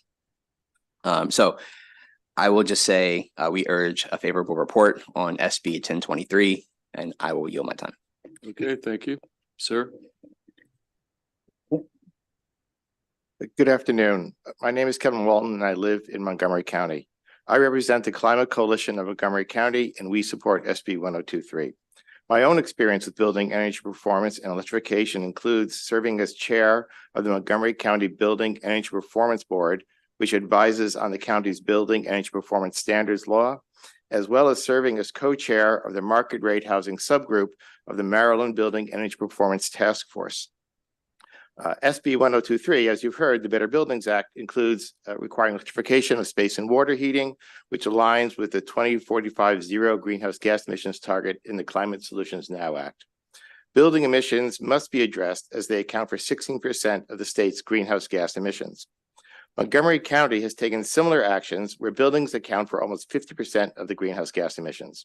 Many of the building emissions and energy efficiency actions in the state's laws and bills are already enacted or in process in the county, as these are the most effective tools to address building emissions. In 2022, the Montgomery County Council unanimously passed a building electrification law, which parallels the Better Buildings Act. This law requires the county to publish all electric building standards for new buildings by the end of 2026. The new standards require systems such as space and water heating to use electricity rather than fossil fuels in new construction. By requiring only electric equipment, we avoid locking in greenhouse gas emissions for their 20 to 25 usable lifespan. It also avoids the building owner be hit with an added expense imposed by the early replacement of fossil fuel equipment to meet the zero greenhouse gas emissions target. In conclusion, the Better Buildings Act is forward-thinking by addressing now the goals set over the next 2 decades for the state and its residents by the Climate Solutions Now Act. Therefore, the Climate Coalition of Montgomery County urges a favorable report for SB 1023. Thank Okay. you for your time. Okay, thank you. It's good. Good Next. afternoon, Chair Feldman and members of the committee. My name is Mariah Schreiner, and I am the climate campaign representative for the Maryland chapter of the Sierra Club. On behalf of our 70,000 members and supporters in the state of Maryland, we urge a favorable report on SB 1023. The Better Buildings Act is consistent with and will help advance Maryland's climate goals, including our goals of 60% emissions reductions by 2031 and net zero by 2045. With 16% of greenhouse gas emissions in Maryland coming from burning fossil fuels in buildings, we cannot achieve our climate goals without building electrification as part of the solution. The legislature now has the opportunity with the Better Buildings Act to establish a clear pathway to building electrification by eliminating fossil fuel consumption for heat and hot water in new buildings. Marylanders around the state are ready and excited to electrify. In conversations I've had with our members and supporters statewide, the momentum is palpable. In December, nearly 400 community members gathered in the sanctuary at Good Hope United Methodist Church at an event hosted by the Sierra Club and our partners, Action in Montgomery and Interfaith Power and Light. The crowd was energized and excited to lift up their voices in support of clean and healthy homes. Marylanders want to live in clean and healthy homes, and they recognize that building electrification is a crucial piece to achieve this. As many others have spoken about, the science is clear that gas appliances pose a significant public health risk to our communities, increasing the levels of nitrous oxides, benzene, and particulates inside buildings. And our communities understand the harms of gas burning because we have been measuring the pollution ourselves and seen the impacts in people's lives. So for all of these reasons, the Sierra Club urges a favorable report. Thank you. Okay, thank you, sir. Hello, my name is Michael Hindle.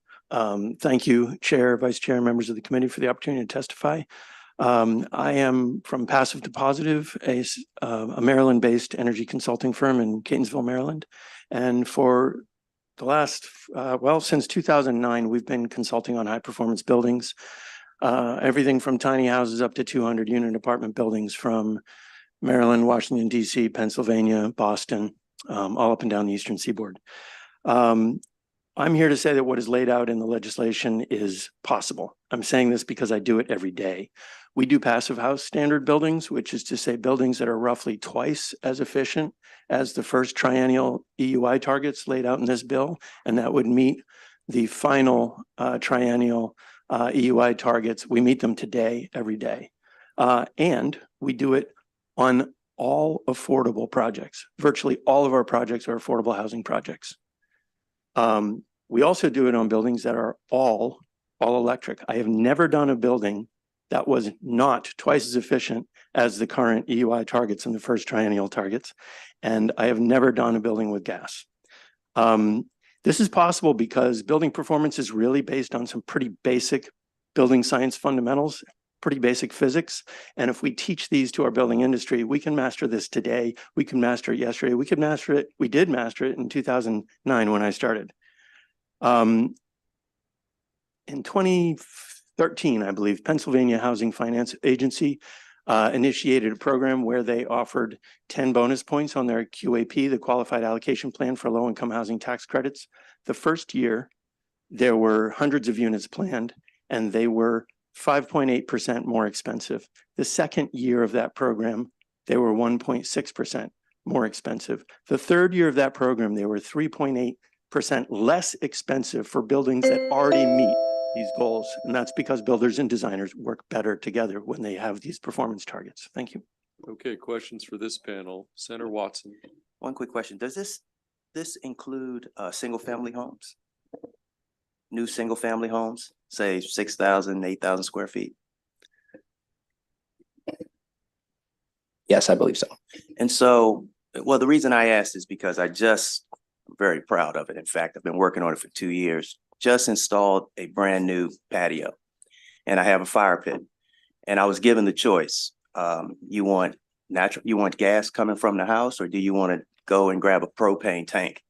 And when I did my research, there really wasn't a discernible difference in propane versus gas other than efficiency. And so I also got them to run the line out for a future stove, a place to cook outside. And so if you don't have gas that runs to those types of things, how do you have a grill? I mean, is it just all electric that runs out there? So this bill it's electrification for space and water heating. So it doesn't preclude use of gas for other purposes, is my understanding. And so from what I heard from the gas folks is that they would never put a gas pipe in to heat somebody's fire pit. It's just not cost effective. I mean, these are huge conduits that, do a whole heck of a lot. And however I divert it throughout the house is fine. And so I would absolutely, if gas were restricted, have to have another way to enjoy my outdoor portion of my house, right? If gas was excluded.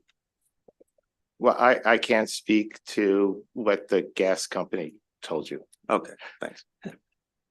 Additional questions for this panel? Seeing none, we're going to next move to the final favorable witnesses, then we'll go to unfavorables. Is Carl Held here? Mr. Held? I don't see Mr. Held. I'm going to go, let's see, Jose Coronado Flores. Come on up. Jennifer Mizrahi, I do see Jennifer here. Josh Cohen. Okay, so that's the extent of the in-person. We do have one virtual witness, which we'll pick up after the live testimony. Then we'll move to the panel of unfavorables. So who wants to lead off? Okay, you got the mic. Why don't you start? Yes, thank you. Good afternoon, Chair Feldman, Vice Chair Kagan, and members of the committee. My name is Jose Coronado Flores. I'm a policy analyst for the organization CASA here, urging favorable report on this bill. Our members are particularly interested in seeing this legislation pass because we know how much development is about to spawn in our communities, and we need these buildings to have few or zero emissions. I want to give you a very tangible example. So with the development of the Purple Line, a neighborhood like Quebec Terrace in Silver Spring, which will be right next to the anticipated Piney Branch stop, will likely have a lot of development. And we need to make sure that this development is clean. Right now, over 75% of the households in the census tracts that comprise this community use gas for heat and cooking. This community is also overburdened by pollution, specifically from University Boulevard, Piney Branch, and New Hampshire. And without any active emission sites, this community has one of the highest pollution exposure burdens in the state. This is specifically due to the pollution generated from traffic and residential gas use. This is why we urge that we cannot have more polluting buildings in our community, because even though we're not near an industrial park or any other type of active air emission facilities, we're still seeing air pollution burden. So our members, our community, our neighborhoods desperately need new clean buildings for families to feel safe in. And for these reasons, we urge a favorable report. Okay. Jennifer, why don't you go next? Mr. Chairman and Madam Vice Chair and Committee, my name is Jennifer Laszlo Mizrahi. I'm a Maryland Climate Commissioner. I also represent the disability community. There are 669,000 people with disabilities in our state. You just heard in an earlier panel a group of people who are representing the deaf-blind community. The disability community is disproportionately living in poverty, and so affordable housing is incredibly, incredibly important to them. Again, 669,000 people. This population is also incredibly at risk during climate extreme events, when there's no electricity, when there's extreme weather. This bill is something that really came out of the Maryland Climate Commission, which did recommend specifically this type of legislation. It is incredibly good for the people with disabilities who live within our communities, who really need the safety of these bills. I also just really want to say that I'm really concerned with the hard work that you all are doing and the lack of funds with which you're trying to accomplish it. It is incredibly important that Senator Hester's bill, the Renew Act, be passed and other funding mechanisms be passed so that we can do more than just the cheap things. So I just want to mention that. But this bill is incredibly cost effective, and it's going to improve the health of people who are dealing with gas. I just want to make in my last 27 seconds a note that working with the disability community around gas has been really a scary phenomena.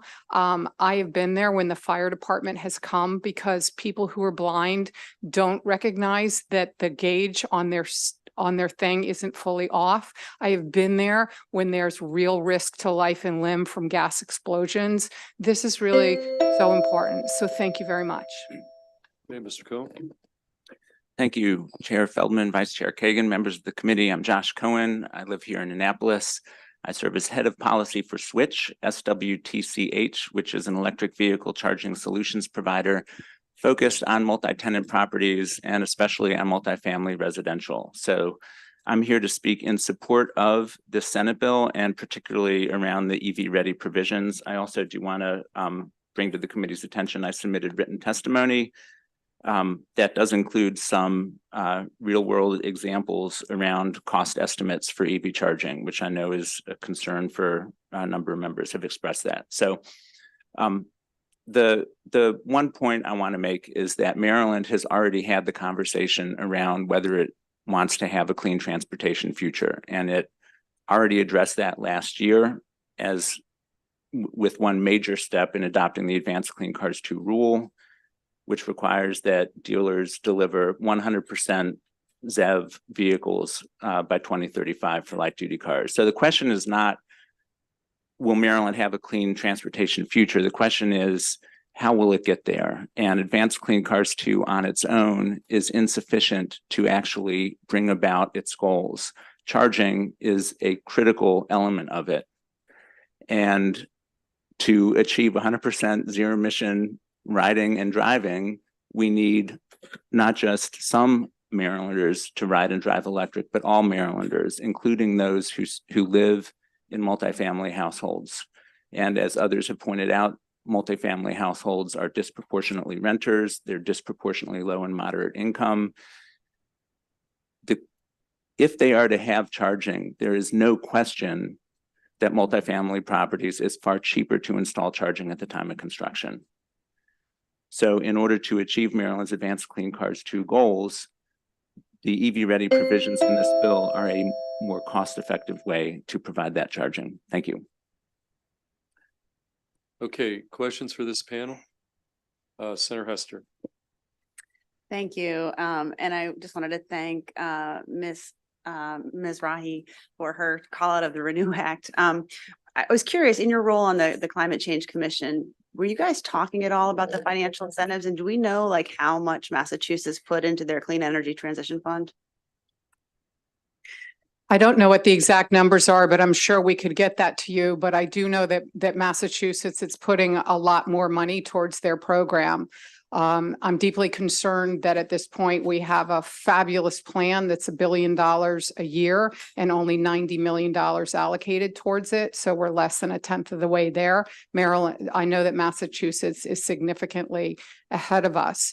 I will also say that I'm very concerned that even when we do have incentives, so for example, there are significant incentives to buy EVs from the federal government, that there's a lot of polling nationally to show that not everyone is aware of those incentives. So people sometimes get the incentive because they already wanted to have an EV, but not because it drove them to the dealership to buy the EV because they knew of the incentive in the first place. It would be very important to really have more public awareness about existing incentives. I know that on the House side, Delegate Stein has a bill for Climate Awareness Week, but public education about existing incentives is incredibly important. Thank you. Okay, any additional questions of this panel? Seeing none, we have one virtual witness, then we're going to go to the unfavorables. We've got Rose Stevens Booker. Ms. Stevens Booker, you've got 2 minutes, and why don't you proceed? Thank you. Good afternoon, and thank you so much for the opportunity to speak today. My name is Rose Steffens Booker. I'm the Director of State Mobilization at the Building Decarbonization Coalition. BDC is a nonprofit organization aiming to remove pollution from our nation's building stock with a place-based approach. Our members run the gamut from small towns to major multinational corporations. The coalition's manufacturing members together produce about 75% of all HVAC products sold in the US and 90% of water heaters. Recently, we released a pro-decarbonization statement from these members, the first of its kind. The statement reads, in part, installing heat pumps in new construction is generally easier than doing so in an existing building. Encouraging or requiring all electric new construction can help to cost-effectively grow the marketplace for efficient electric, space heating, and water heating products in the immediate term. There's a reason why the supply chain is comfortable with electrification in new construction, especially in Maryland. According to the best available data, more than 1 in every 5 Maryland homes already has a heat pump installed, and fully half of all residential HVAC products sold in the state is a heat pump. There's a large and growing marketplace for efficient electric energy systems in Maryland, and there has been since well before the Inflation Reduction Act. Product availability is not an issue. On the contrary, all electric new construction is an infrastructure question, but maybe not the way you would expect. BDC's research has shown that new natural gas mains can cost anywhere from $2 to $5 million per mile. That means that on any given Maryland street, a new or replacement gas pipeline could cost ratepayers up to $70,000 per meter. Normally, that cost would be amortized over several decades, but Maryland law requires net zero emissions by 2045. Why spend all that money building energy infrastructure that would be obsolete in 20 years? And in the meantime, doesn't even give you air conditioning. The rest of my report and my testimony is submitted written, and thank you so much on behalf of Building Decarbonization for your time today. Okay, any questions for the virtual witness? Seeing none, thank you. We're going to now turn to the unfavorables. I'm going to call up one panel, Ellen Valentino. Is Valentino here? Okay, come on up. Bob Etten, Sarah Price, Bryson Popham, Lori Graff. And why don't you, we have 6 seats, so if you could, I'm sorry? Oh, I just wanted to provide some clarity with regards to the PSA if I could before. Okay, and Tom Valentine. So we've got, again, 6 witnesses. Yes. What? I think there was some confusion that the PSC indicated that since it doesn't have an impact on them, they elected not to provide testimony. Okay, so that gives us our clarity on that. Okay, so we've got 6 witnesses, 6 unfavorables, and that's the that'll be the testimony, remaining testimony on this bill. So who wants to start? Where do you want to go, Mr. Etten, or this Yeah, sure, I'll go. Thank you. Okay, just go down the table. Go down the table here. Good afternoon. My name's Ellen Valentino. I'm here today representing MAPTA, which is the Mid-Atlantic Petroleum Distributors Association, and we do oppose this legislation. You know, we've been consistent in saying, and I'm going to say it here today, we think it's not the right direction for the state to go towards a sole source energy policy. We think it's important for a strong state to have diversity when it comes to energy, and thinks the total reliance on electricity could, you know, have issues like we've seen with respect to reliability in the grid. Additionally, we would like to say that there is a new report that just came out. I am just seeing it and reviewing it February 1st from the Department of Labor that talks about building standards and electricity. And in my read, but it's very initial, on more than one occasion in that report, they temper the policy by indicating that we should not get ahead of the reliability of the current grid as we know it today. I can tell you, as an industry who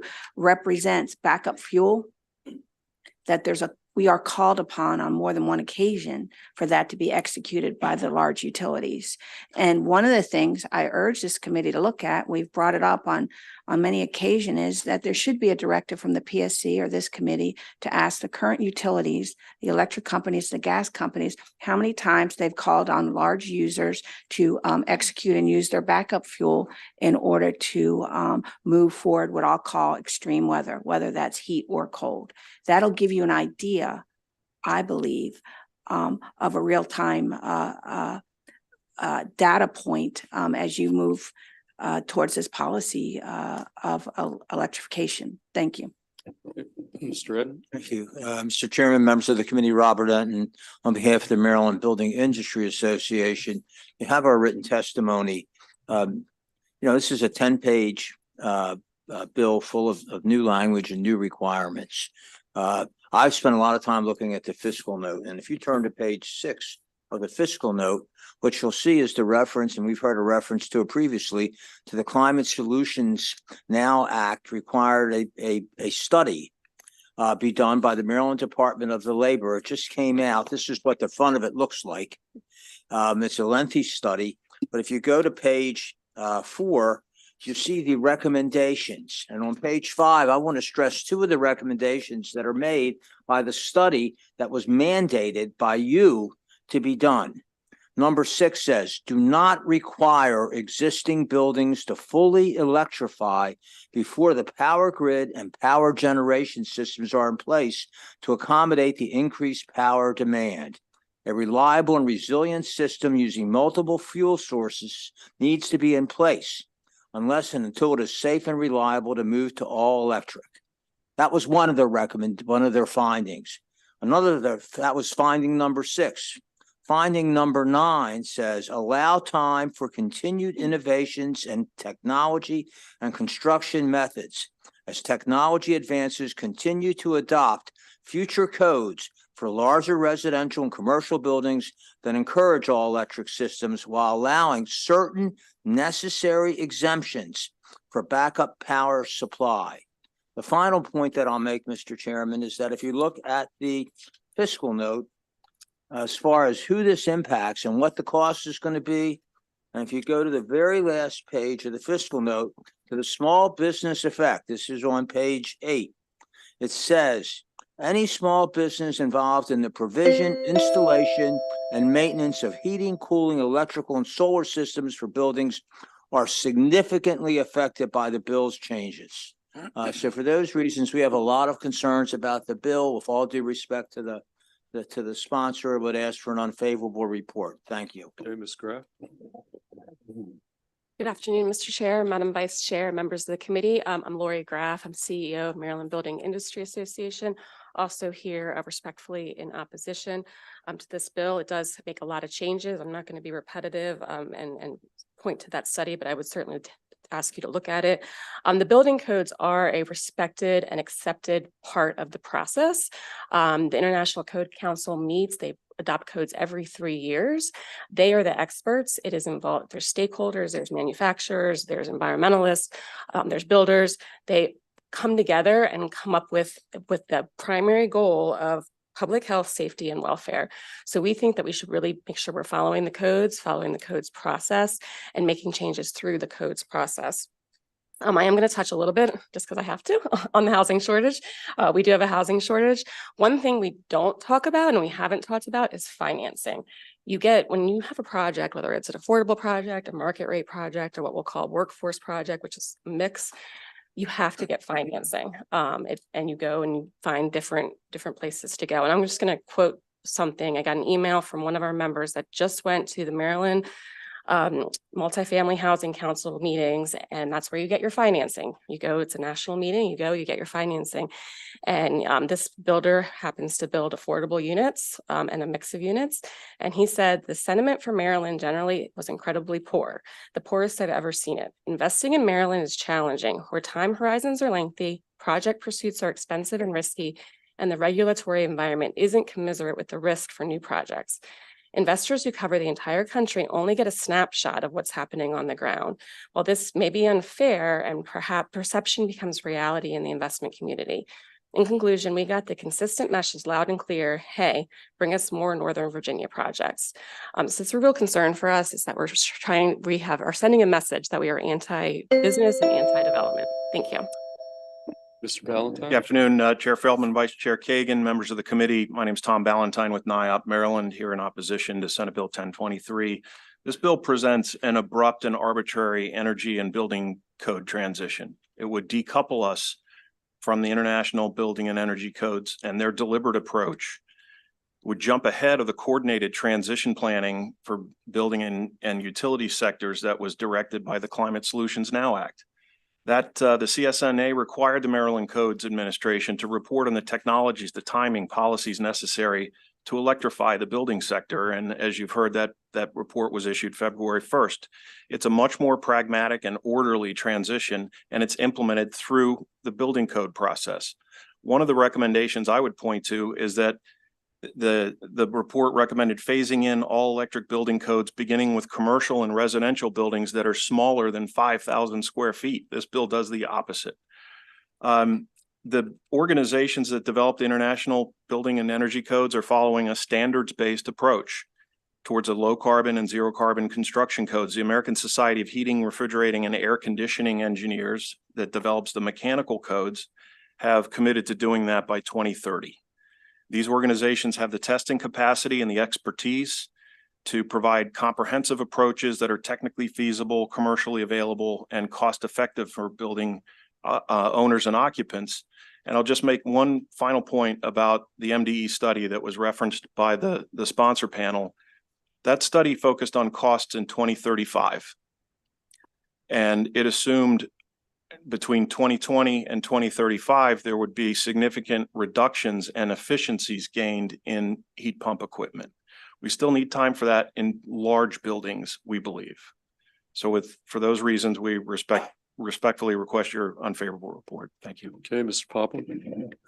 Thank you, Mr. Chairman, members of the committee. Bryson Popham appearing before you on behalf of the Building Owners and Managers Association of Greater Baltimore, also in opposition to Senate Bill 1023. I'll simply adopt the comments of my colleague, Mr. Ballantyne here, and make one point. Again, like Mr. Enton, I always read fiscal notes. I would direct your attention to page 7 of the fiscal note.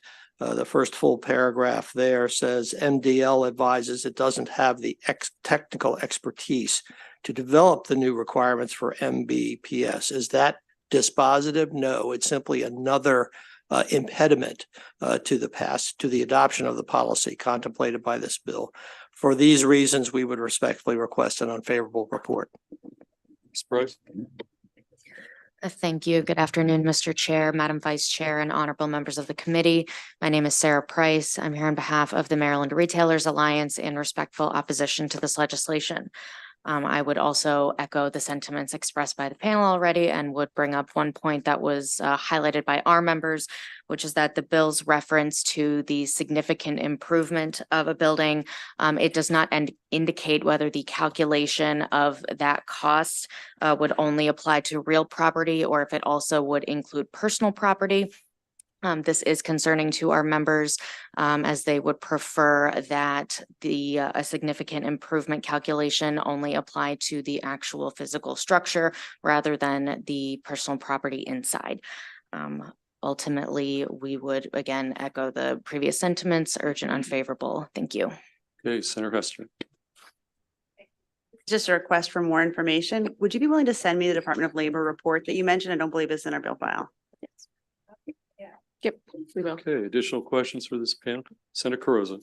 Thank you, Mr. Chair. Ms. Graff, reference was made earlier in the testimony about, relying on a single source of energy to kind of meet our goals. And given your experience with the overall industry, and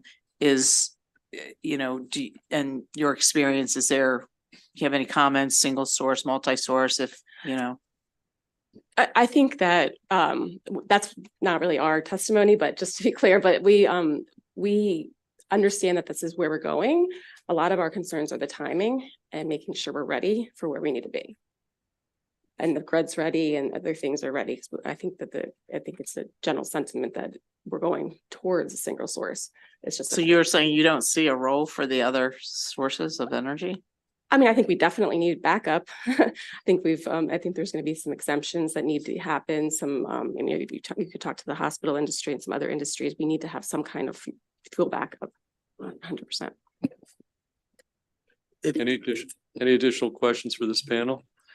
Okay, seeing none, that concludes the bill hearing on Senate Bill 1023, which brings us to Senate Bill 695. I'm going to turn it over to the Vice Chair and I will present this bill.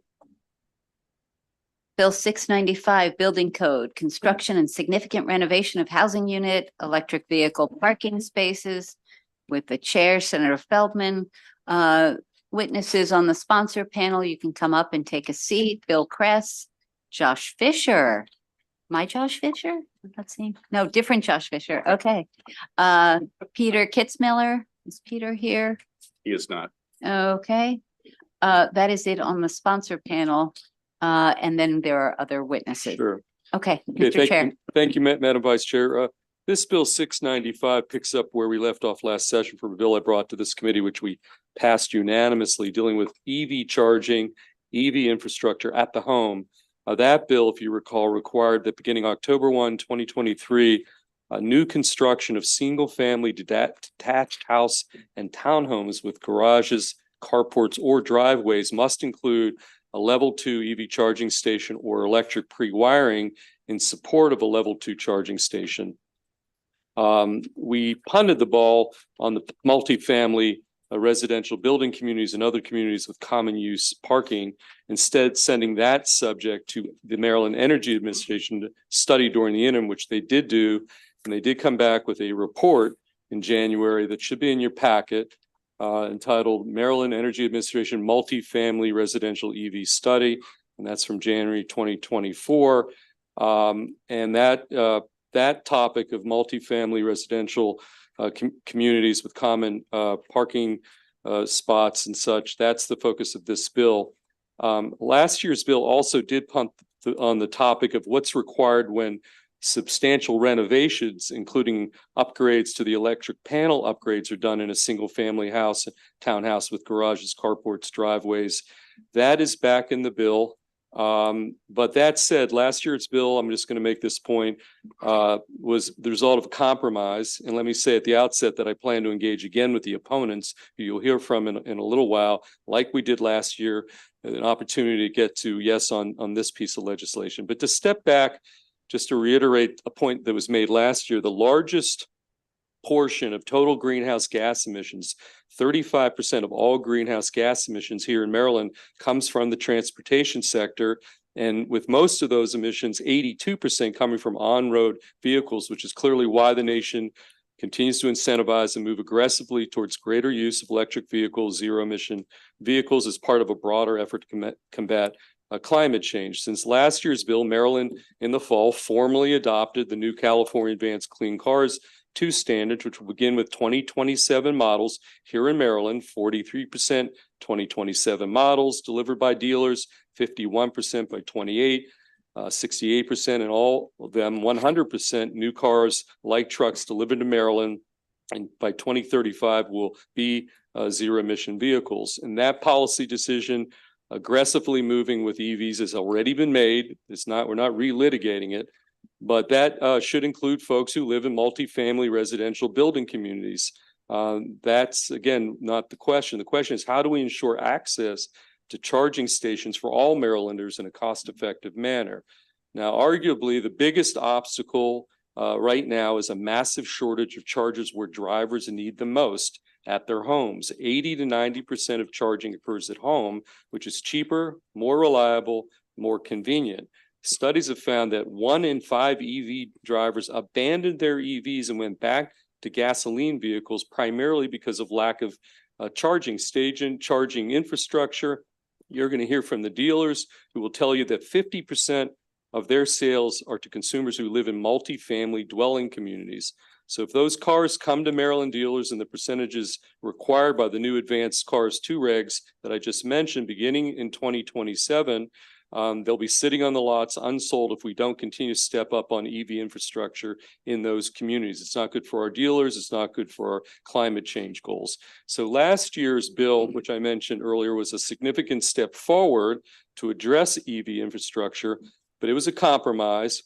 But it only dealt with construction of new single-family detached houses, duplexes, townhouses with garages, carports, and driveways. The real focus of this bill, quite frankly, is, again, multifamily residential buildings, which we directed, again, the MEA to study. And so there's a clear inequity component when it comes to access to EV charging stations.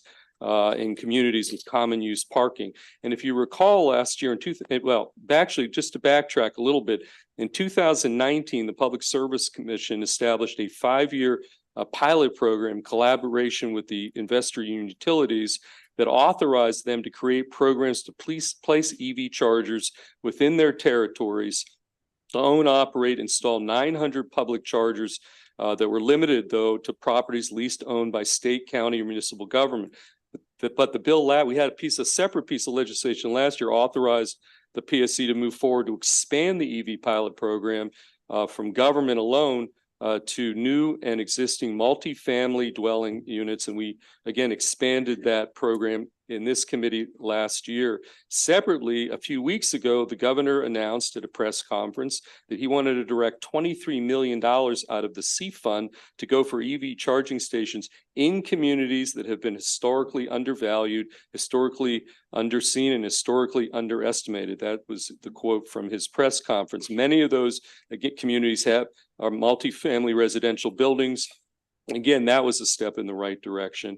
I'd also note, and this is for Senator Hester, back in 2019, Howard County got ahead of the state on this subject and became the first jurisdiction in Maryland and one of the first in the nation to require EV-ready wiring, not just for new residential construction with driveways, garages, which is kind of what we did last year, but also to new multifamily residential buildings, 1 EV charging station for every 25 units. Many other locals in 7 or 8 states have actually followed suit. So back to 692, this legislation. As I said, it picks up where we left off last year. It largely mirrors what's in place in Howard County since 2019 in the District of Columbia and 7 other states: California, Colorado, Delaware, Illinois, New Jersey, Oregon, Washington. So in townhomes and multifamily housing residential buildings with common use parking that do not have garages, carports, or driveways, under this bill, the builder must provide 1 dedicated EVSE installed parking space for every 25 residential units capable of providing at least a level 2 charging or 1 EV ready space.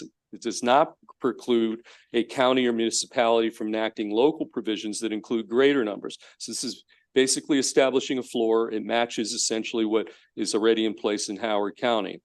Second, it does go back if a single family home, townhouse, or multifamily unit is undergoing significant renovations, which is defined in the bill, which means an upgrade to the electric panel that increases the capacity of the panel, or that includes parking upgrades that include trenching in or around parking.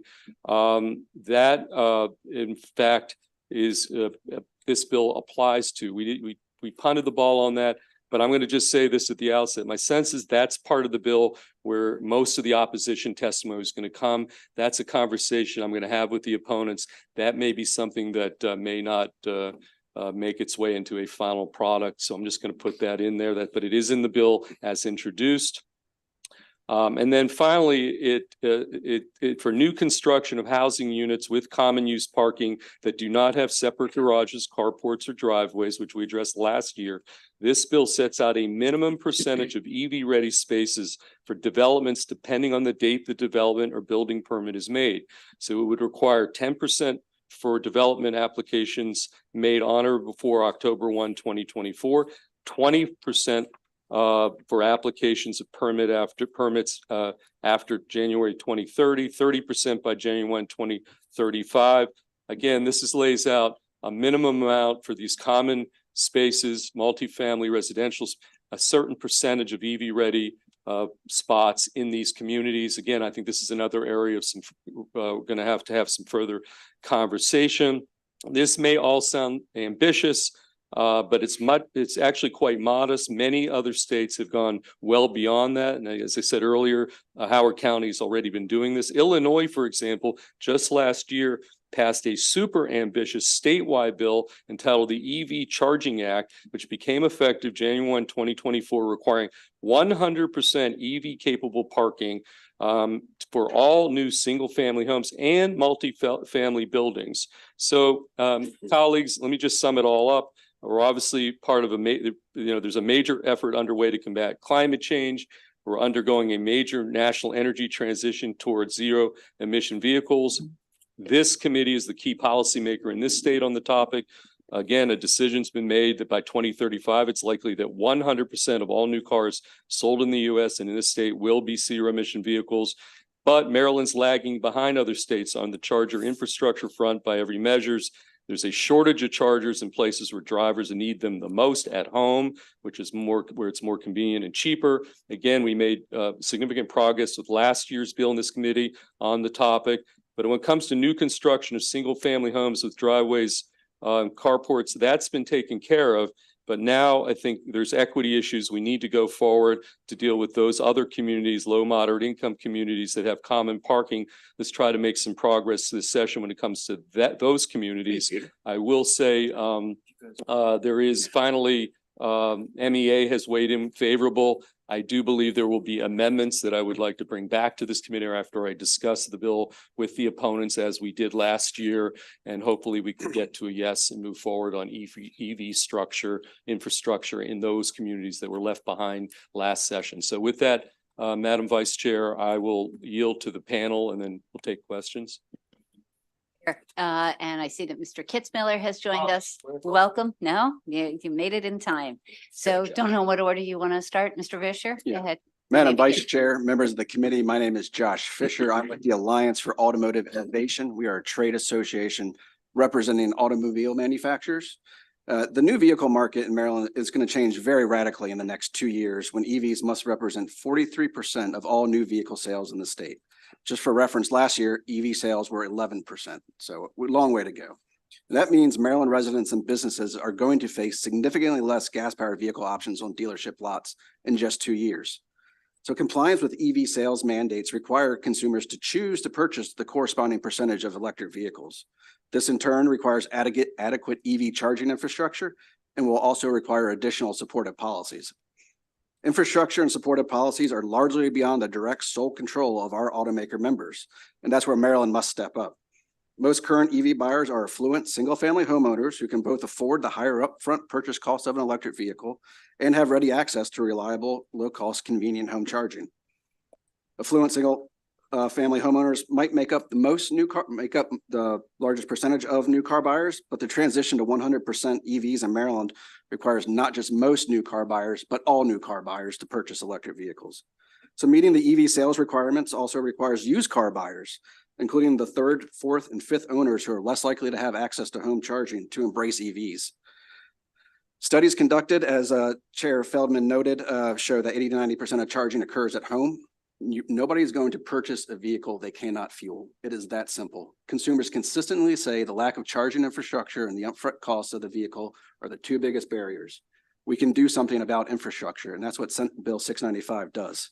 So we cannot expect multi-unit dwelling residents to pay 2 or 3 times as much for charging and spend hours away from their home just to charge their vehicles. Otherwise, there's a good chance they may never purchase an electric vehicle or will return it if they do. So there's a reason California leads the nation in EV sales. California has enacted policies that support its residents and businesses to purchase and charge their electric vehicles. Policies like Senate Bill 695, we'd issue a favorable report, please. Sure. Are you next, Mr. Kress? Thank you, Madam Vice Chair, members of the committee. Bill Kress here today on behalf of the Alliance for Automotive Innovation. I want to start by thanking Senator Feldman for sponsoring this bill. Mr. Kitzmiller and I have been working on this issue for 20 years.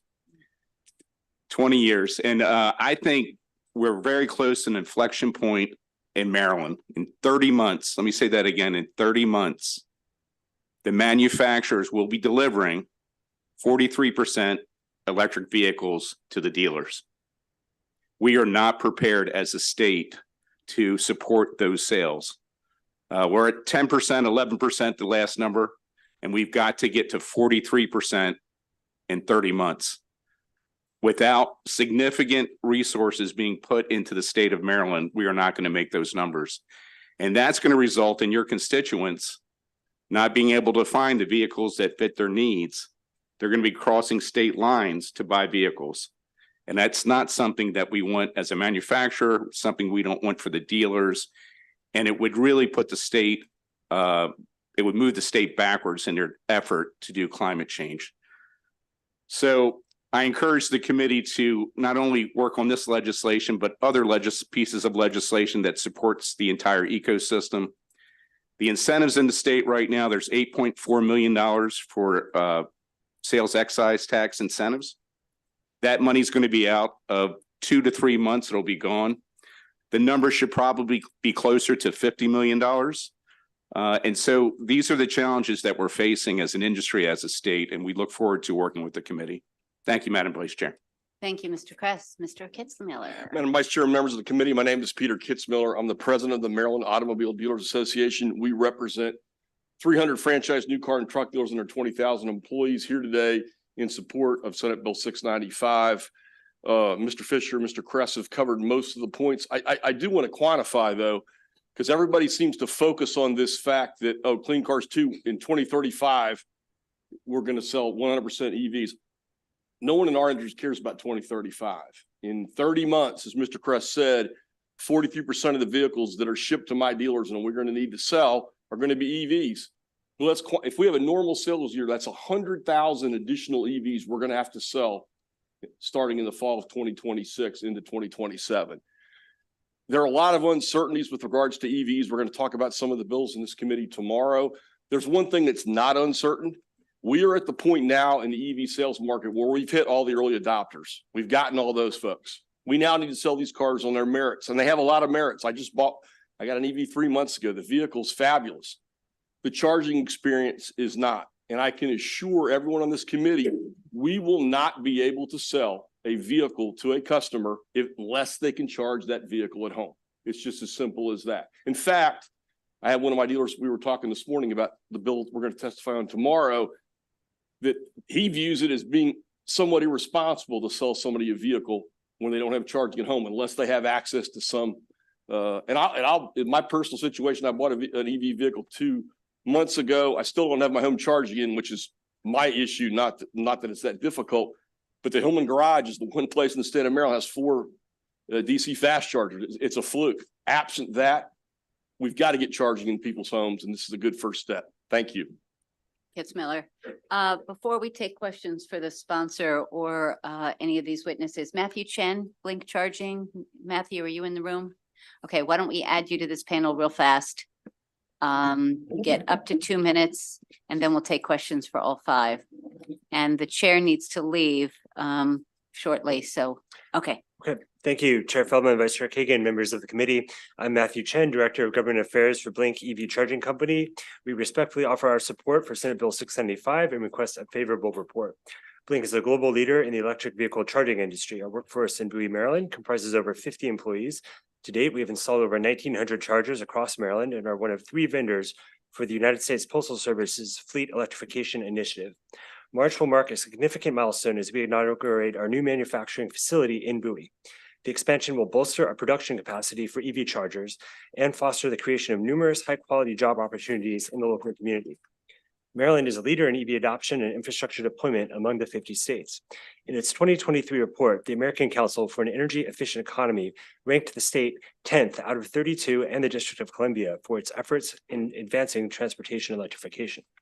Despite Maryland's significant strides in deploying EV charging infrastructure, additional charging stations are required to meet the anticipated statewide demand. The Maryland Energy Administration's recent multifamily residential EV study highlights that while Maryland is poised to meet the 2025 forecast for DC fast chargers, substantial development of a level 2 charging network is imperative. SB 695 aims to facilitate the transition from internal combustion engine vehicles to EVs by mandating a gradual increase in the number of EV-ready parking spaces.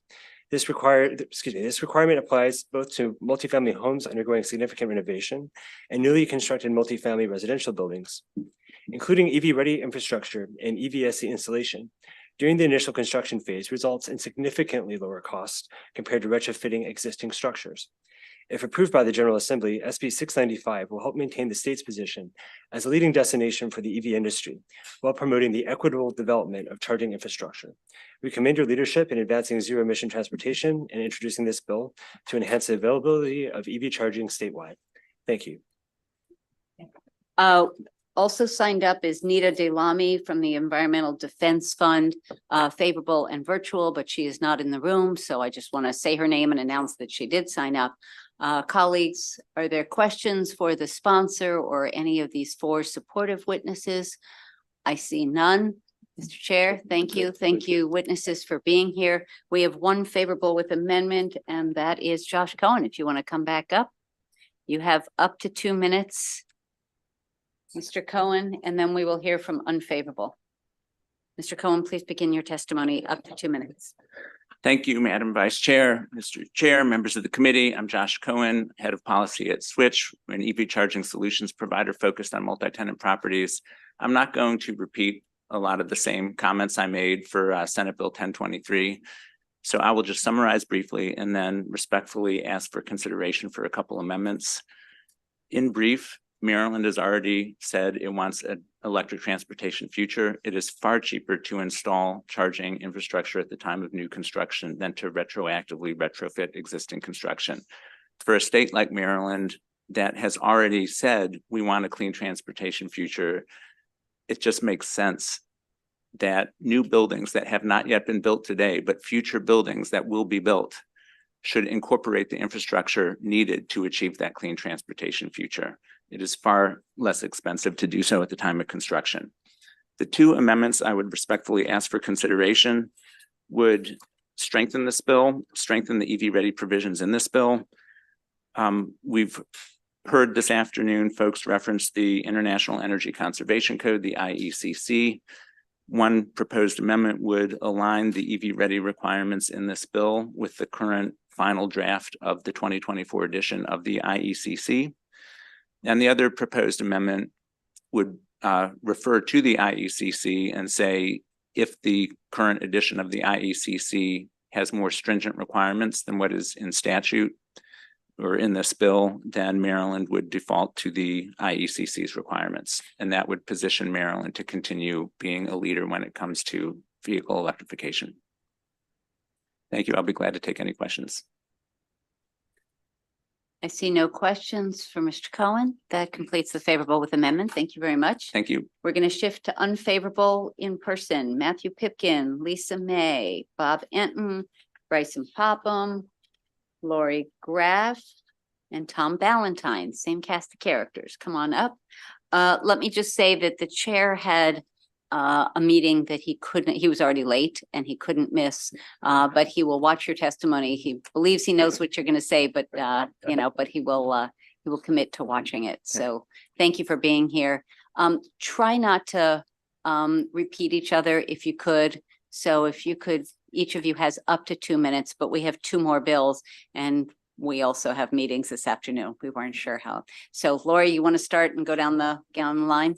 Go ahead, Lori Graff. Good afternoon, Madam Vice Chair and members of the committee. Again, Lori Graff for the record. I'm CEO of Maryland Building Industry Association. You've heard a lot about this issue, so I will be brief. We do believe that we should go through the codes process. They are in the process of adopting the 2024 codes, which will have some requirements for electric vehicle charging. Again, these are the experts. These are the ones that are looking at the codes. So we do believe that we should follow that. Also, remember, this is a statewide mandate. The electric vehicles are amenities. A lot of our builders are already putting the structures in, especially in Howard and Montgomery and Anne Arundel, where the majority, and Prince George is where the majority of the electric vehicles are. This would be a statewide mandate. So it would be the same requirement as you have in Allegheny County or Southern Maryland would be in the more populous counties that really do have a lot of electric vehicle adoption. The other thing I just want to point out, again, we have a housing affordability issue, and you will see through the fiscal note that this does add cost. So it is a concern of ours. And we always want people to be able to get the things that they want, but the electric vehicles really are going to be put in when needed. The other thing I will point out, and I think other panelists may talk a little bit about this, is the renovation piece. There is a very the trigger to have to put in electric vehicles is very minor. I'm upgrading my electric panel because I have an older house. I will then have to put an electric vehicle charging in. So those are a lot of our concerns. And I would ask for an unfavorable report. However, I know that we have met with the chair and we are willing to have more conversations. Thank you. Ballantyne. Vice Chair Kagan, members of the committee, Tom Ballantyne, on behalf of NIOP Maryland, we are here in opposition to Senate Bill 695. We supported House Bill 830 last session, but there are significant differences that have us opposing as introduced. We recognize that the transition to an electrified transportation sector is underway. Our members would like to meet that opportunity with their tenants and their customers as the market develops. An investment grade apartment building has 400 parking spaces, and paying for electric capacity that remains unused will be costly for building owners and residents, and that unused capacity can be withdrawn by the utilities. The Alliance for Automotive Innovation dashboard shows EVs are 1.6% of registered vehicles in the state right now. The briefing materials from MDE on the phase-in of Clean Cars 2 indicates credits that could reduce the 43% mandate that you heard about in previous panel to 17% in the first year. This bill's definitions don't include EV capable parking spaces, which is defined in the energy code. This means there's no defined level of EV infrastructure that can be installed without also securing and reserving electric capacity for each parking space. BGE's reports on its EV charging pilot showed the 3 charging stations right up the street at the county library on West Street cost $124,000 to install. 38% of that was attributed to equipment. 63% of that cost was attributed to utility, electrical, and network communications costs.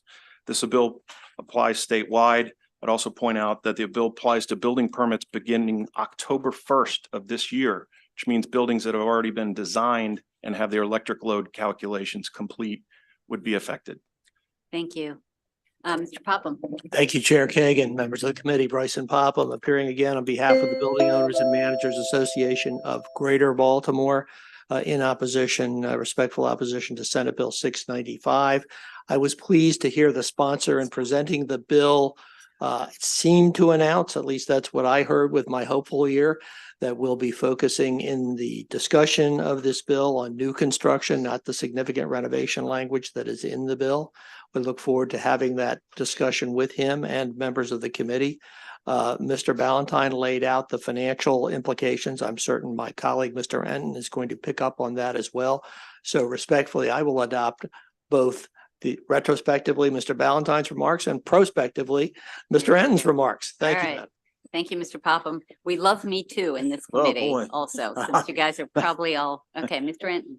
Madam Vice Chairman Robert Enton on behalf of the Maryland Building Industry Association. In last year's bill, which we agreed to, there was extensive language calling for a study as to what this was going to cost going forward. That study, there's a link to it on page 3 of your fiscal note. And when you look at it, what the study says is that the estimated cost of installing charging equipment on 50% of multifamily parking spots will be $7.4 billion. $7.4 billion. And that doesn't include off-site utility costs to bring the extra supply to multifamily locations. That's a tremendous amount of money. The estimates for the number of electric vehicles is based on data, and a lot of when I talk to people on the other side, it's all about what happened in California. It's all about what California law provides. But we're not California. I know that, we have a statute which says we're going to do what California does, but that's a Maryland statute that, could be amended. But to go ahead and require this type of a cost, particularly when you look at multifamily dwellings, existing multifamily dwellings, who's going to pay for this? The developer is gone. The developer's not going to pay for it. But the people that own those condominium units, if they decide to repave their parking lot, now they're going to have to, under the bill as introduced, they're going to have to go ahead and meet the requirements for electric vehicle charging. And they're the ones that are going to pay for it. One of the number one issues before the General Assembly today, and one of the number one desires on the part of everyone, including the administration, is to affordable housing. And we think you need to take a hard look at this, particularly as it applies to existing housing and what it's going to mean to Maryland citizens. So for those reasons, Thank you, Mr. Enton. we would urge an unfavorable report. Thank you. Thank you. Mr. Pipkin. Up to 2 minutes. Hi, good afternoon, members of the committee. My name is Matt Pipkin. I am here on behalf of the Maryland Multi-Housing Association, here to respectfully urge a unfavorable report to SB 695 as written. You've heard from my colleagues. You have my written testimony. I'll try not to repeat anybody. But our primary concern as an association is the significant renovation definition. I'd like to thank the chair for being amenable to us to work on that a bit. But this is a big deal. As this committee is well aware of, the Climate Solutions Now Act is going to require a lot of electrical upgrades to many of our buildings. And as this is written, you are not only going to have to go through that expenses as written, you're now going to have the compounding interest in effect of now having to add to the charging stations that are going to be required. In my written testimony, I actually pulled the MEA graph that was that cites the cost of the installation costs for different multifamily dwelling units, costs that go up to $47,000. That does not include maintenance. And without any additional financial remedy that's listed within the bill, this is too much to ask, frankly, of beleaguered property owners at this time. In addition, as Mr. Eden also mentioned, I don't think we should be tripping up property owners who simply want to repave a parking lot for their tenants and trip them into compliance. I don't think that would be good policy. And for those reasons, I respectfully request an unfavorable report. Thank you. Ms. May, wrap us up. Thank you, Chair Kagan, members of the committee. Lisa May with Maryland Realtors. As the chair predicted, our concerns with the bill are in fact the significant renovation portion of the bill, and defining that as merely electrical panel upgrades or parking projects could sweep up a lot of really minor home improvements into this mandate and impose some fairly hefty costs on property owners. And everything else is me too. So thank you. Ms. May, you get the bonus, the gold star here. I see no questions from my colleagues for the opponents. That completes the hearing then on Senate Bill 695 from the chairman.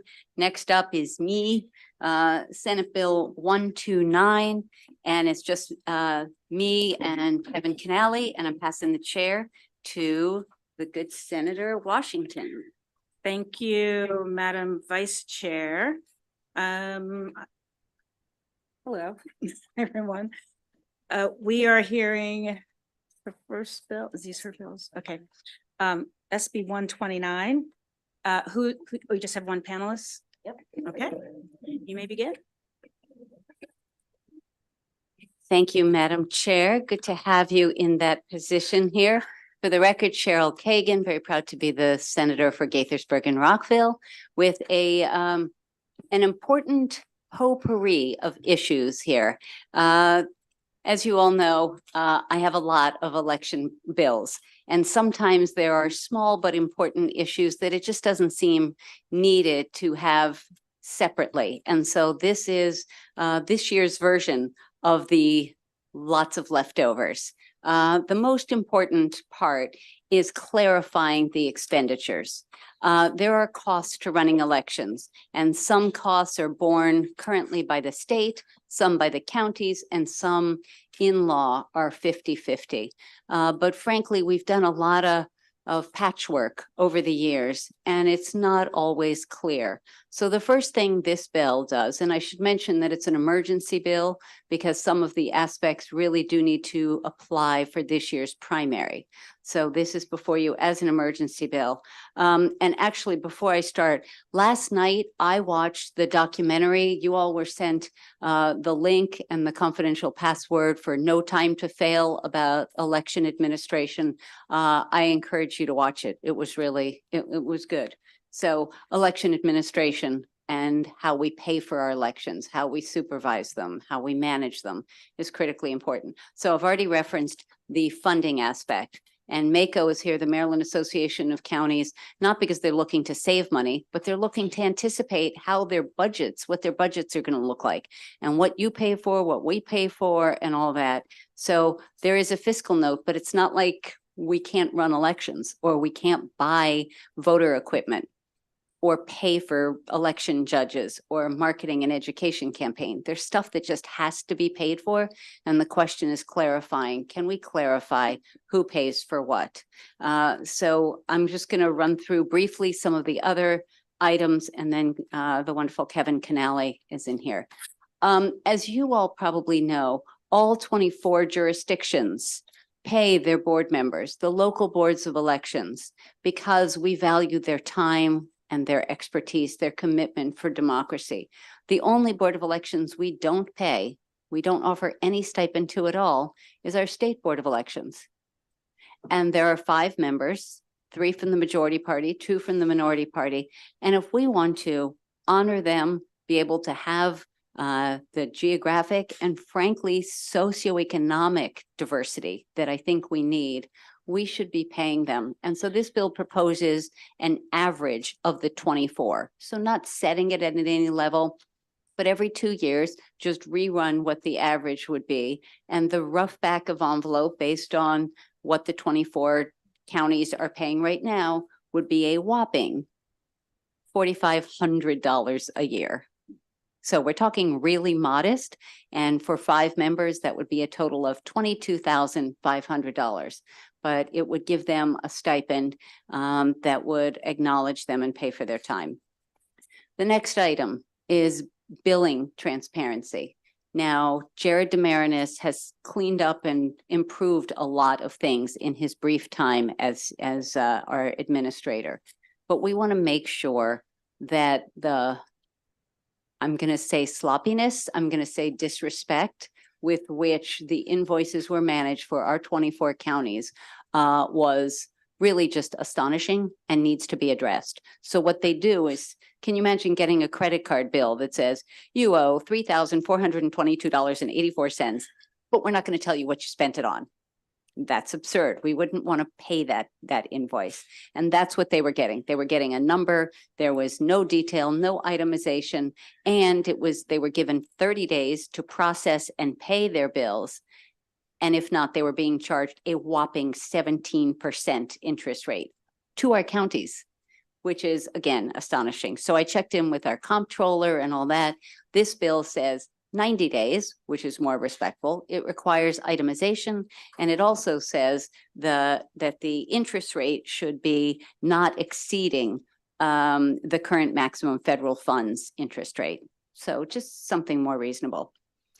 Chain of custody. As there are people who have expressed concerns about ballot stuffing and stop the steal and all of that, best practice is when ballots are picked up or moved from any location to any other location. And the most common is picking up the ballots that are in our drop-off boxes. And they're picked up many times, frequently, picked up from those and then generally brought back either to the canvassing station or to the boards of elections. And each county manages their own jurisdiction, their own processes. But there should always be 2 people, not just a driver who's throwing boxes in the back of his or her truck, but there should be 2 people and from two parties, a Democrat and a Republican or an unaffiliated, but they should be 2 different parties, both signing on, both tracking and supervising chain of custody. That's best practice. It's not in the code. I think it should be so that it's not optional. We should really make sure that that's the case. Our legal counsel has some technical amendments already. I'm not going to go deep into that, but we'll see what the committee might be interested in the list that I've just reviewed. And with that, Madam Chair, if it's okay, I'll pass the microphone over to Kevin Canale. Thank you. Please proceed. Thank you, Madam Chair, and good afternoon, members of the committee. Kevin Canale here on behalf of the Maryland Association of Counties in strong support of this bill. This bill promotes fairness, transparency, and accountability in our elections. I think the good senator did a great job explaining what the bill does. I'll echo her concerns about funding. It's a big deal. Counties oversee and fund elections, and we're uncertain about some of these costs. I know we've done a lot of great work over the past few years, but some of this stuff is still in a gray area, and we really appreciate the certainty for both the state and for county budgets. Like the senator said, just to know what's coming down the line. I'll echo her comments also about the new state administrator being much better in terms of communicating with our budget officers and with our local elected officials. So that's good, but it would be better to put it in statute and make sure that we don't have issues down the line. The other issue, as you've heard, we have some issue with transparency and how we receive invoices. Again, that's being cleaned up, but it's very true that counties would often get a bill with an amount, no kind of invoice, nothing in terms of what the money was going to pay for. You're just told to pay it. And if you don't, you're going to be hit with an arbitrarily high interest rate. So it's really good to see that addressed as well. The Get Out the Vote campaign, very, very important. I think the intent was always for the state to fund that. We'd like to make sure that that's taken care of. And some of the other things in the bill, the election management system, the campaign to recruit and retain election judges, all very, very important things. Someone has to pay for them. We just would like certainty and clarity before, as we are in the middle of our budget process right now, this would really help to clarify. So again, this is all about transparency, accountability, and fairness, and we'd urge a favorable report. Thank you, Madam Chair. Madam Chair, I neglected to include one more thing, which wasn't on my cheat sheet here. If I could just add one thing to my testimony. Sure. One of the challenges, again, I'm going to say with the former administrator, but I still think is best practices.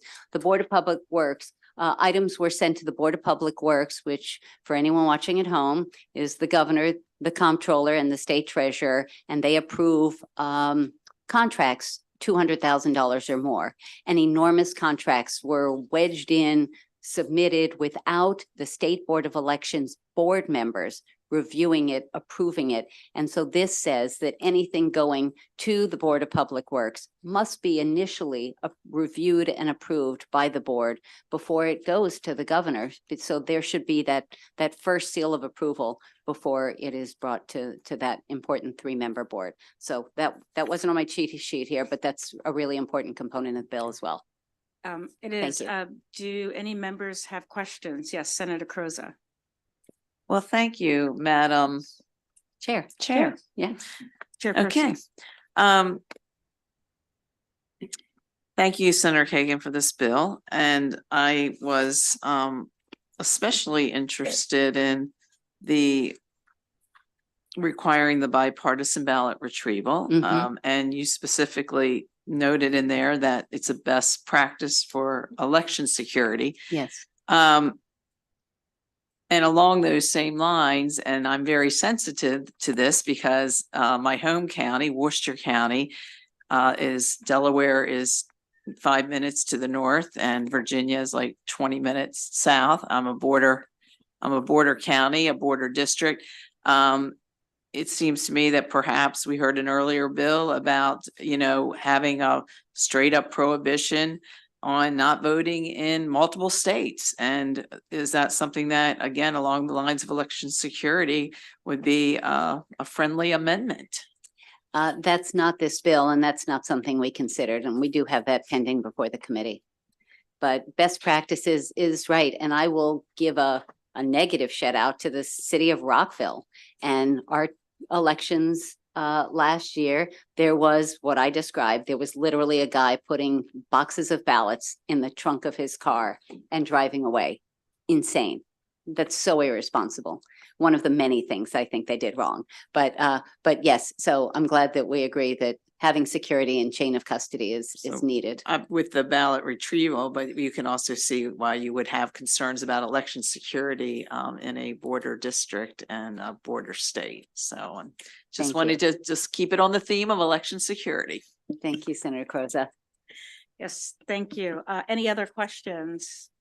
Madam Sponsor, I have a couple questions. Please. Maybe clarity. So as you said, you warned us, there are many big bills in this little bill. So certainly, I just want to ask about the salary for the state board members. Are members currently not compensated? So thank you for letting me clarify that again. In with my testimony is a chart with all 24 counties and what they are being paid now.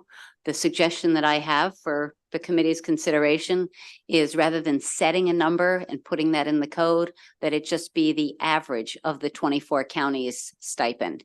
And that currently is $4,500 roughly, $4,500. So times the 5 members of the State Board of Elections, that would be a total of $22,500 as a fiscal note to pay and compensate and respect the members of our state board. So they are currently. They are not. They Yeah, are that's all what I just wanted to 24. clarify. All Okay. 24 counties are, but our yes, but the state state board is is not. not. That is correct. Correct. And then the second part is about the execution of the procurement Yes. contracts.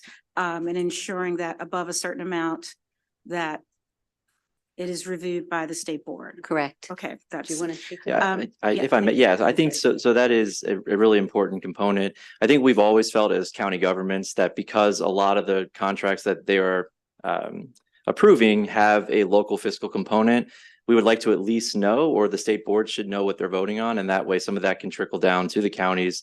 So again, it's a big cost, a lot of those contracts, and we're hit with a bill that we've never even known about or heard about. And I think more transparency there makes a ton of sense. And I think it's targeted. So it's not every small contract, but only if it reaches a certain amount. Sure. And just now, I guess the executive, how does it work now? The executive director makes. Well, I'll tell you Just really quickly. again, the former administrator, and I don't know how Mr. Demarinis has changed it, and he has certainly instituted more transparency and more fair processes. But the former administrator just used to glom stuff together. And I used to talk about it as anyone who has a pet, you know, putting the pill inside the dog food, inside the hamburger meat, and they eat the hamburger meat, but they don't know that they're getting the pill too. And there were expensive items that were kind of hidden in, brought to the Board of Public Works. And on more than one occasion, one of the 3 members was astonished, rejected it, asked for more information, and had to send it back. Okay. That's kind of embarrassing, and it's not good, transparent process. And then I just wanted just quickly because it's a large fiscal note. So just wondering what components are costing the money. So the statewide get out to vote campaign. So is that already an existing law and it has not been done? Is it federal? Where does that come from? So all of these expenditures are, these are non-negotiable. The question is who pays. It's not whether we have a get out the vote campaign. It's not whether we're going to pay our election judges or have ballot marking devices or updated voter rolls. The question is, when should the state pay? When should the counties pay? And when should it be split? And so this is sort of clarifying and upgrading because we've been doing it bits and pieces at a time, one bill at a time. Absolutely. All righty. Well, thank you. Well, that's the hearing on Senate Bill 129. I would get next, Senator Kagan, Senate Bill 493. And you have 3 in person and 1 and a virtual. I have Jacqueline Coolidge, Deb Otis, Rob Melvin. They may be marked on the. Okay, so virtual. list. Okay, so Robert is virtual, and then I have 3 in person. Okay, Walter. So Walter, Deb, Jacqueline. Walter, you want to come and sit with me? Hi. And Ryan Kirby? Yes, very good. Okay. Hey, I want Ryan to sit next to me. So please begin. Some of you guys okay, so let me start. Cheryl Kagan, very proud to be the senator for Gaithersburg and Rockville. And I am so proud of the guy sitting to my right, and he is probably familiar to all of you who have been in this body for more than 20 minutes here.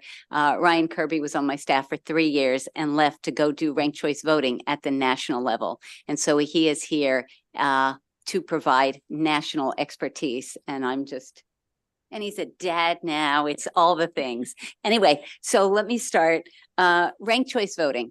So you guys, we are used to voting what's called sort of first past the post. And in a multi-candidate election, so there may be 6, 8, 10, 20 candidates, and we get to pick one. And if our one doesn't win, our vote is done. We've run out of options. And what often happens is the candidate who prevails in a multi-candidate election wins with a plurality, but not a majority. And they don't necessarily have the oomph to then be an effective leader and to know that they are reflecting the will of the voters. More and more jurisdictions and more entities are using RCV, ranked choice voting. We've talked about it in this committee a little bit. This bill proposes to use it in the Democratic and Republican primary elections in 2028. It would give us 4 years to educate voters. The political parties would have an interest, the candidates would have an interest, the boards of elections would have an interest in making sure that voters understand this.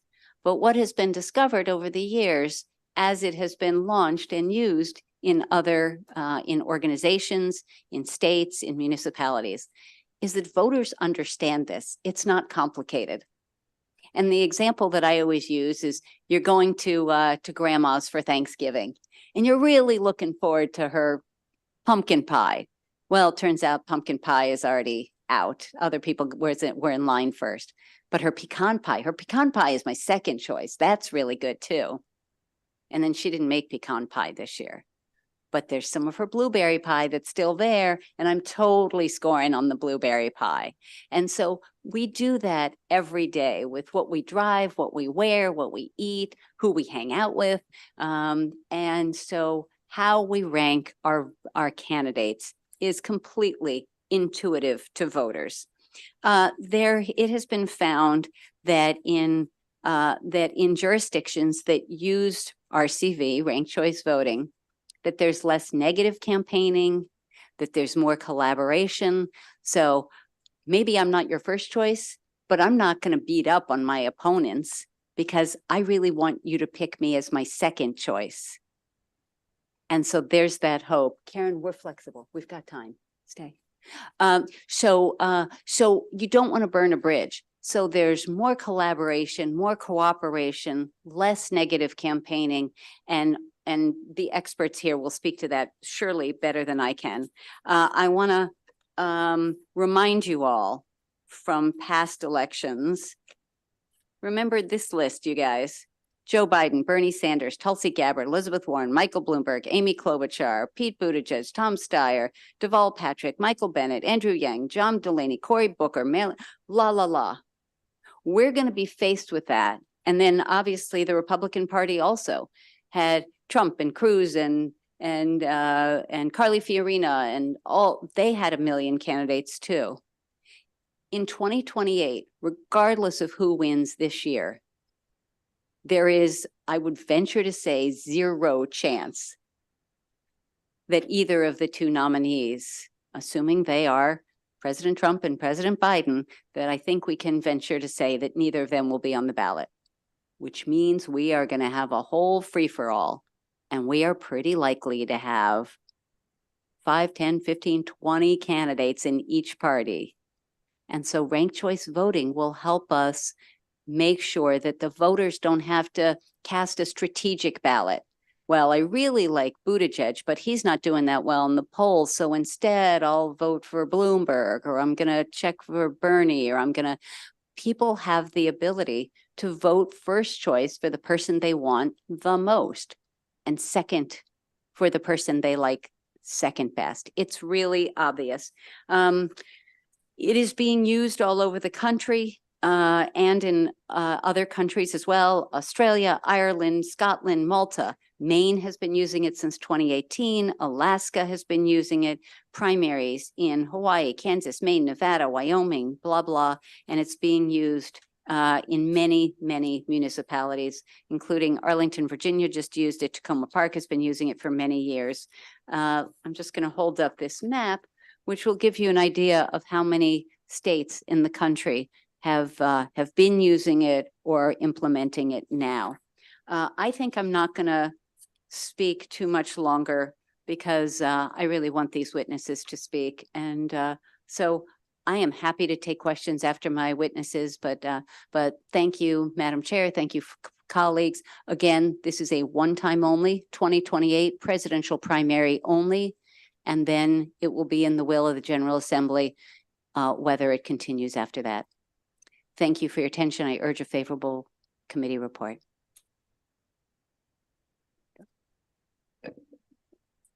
Hello, Madam Chair. Thank you very much. Members of the committee. I'm Jackie Coolidge. I am here on behalf of the League of Women Voters of Maryland.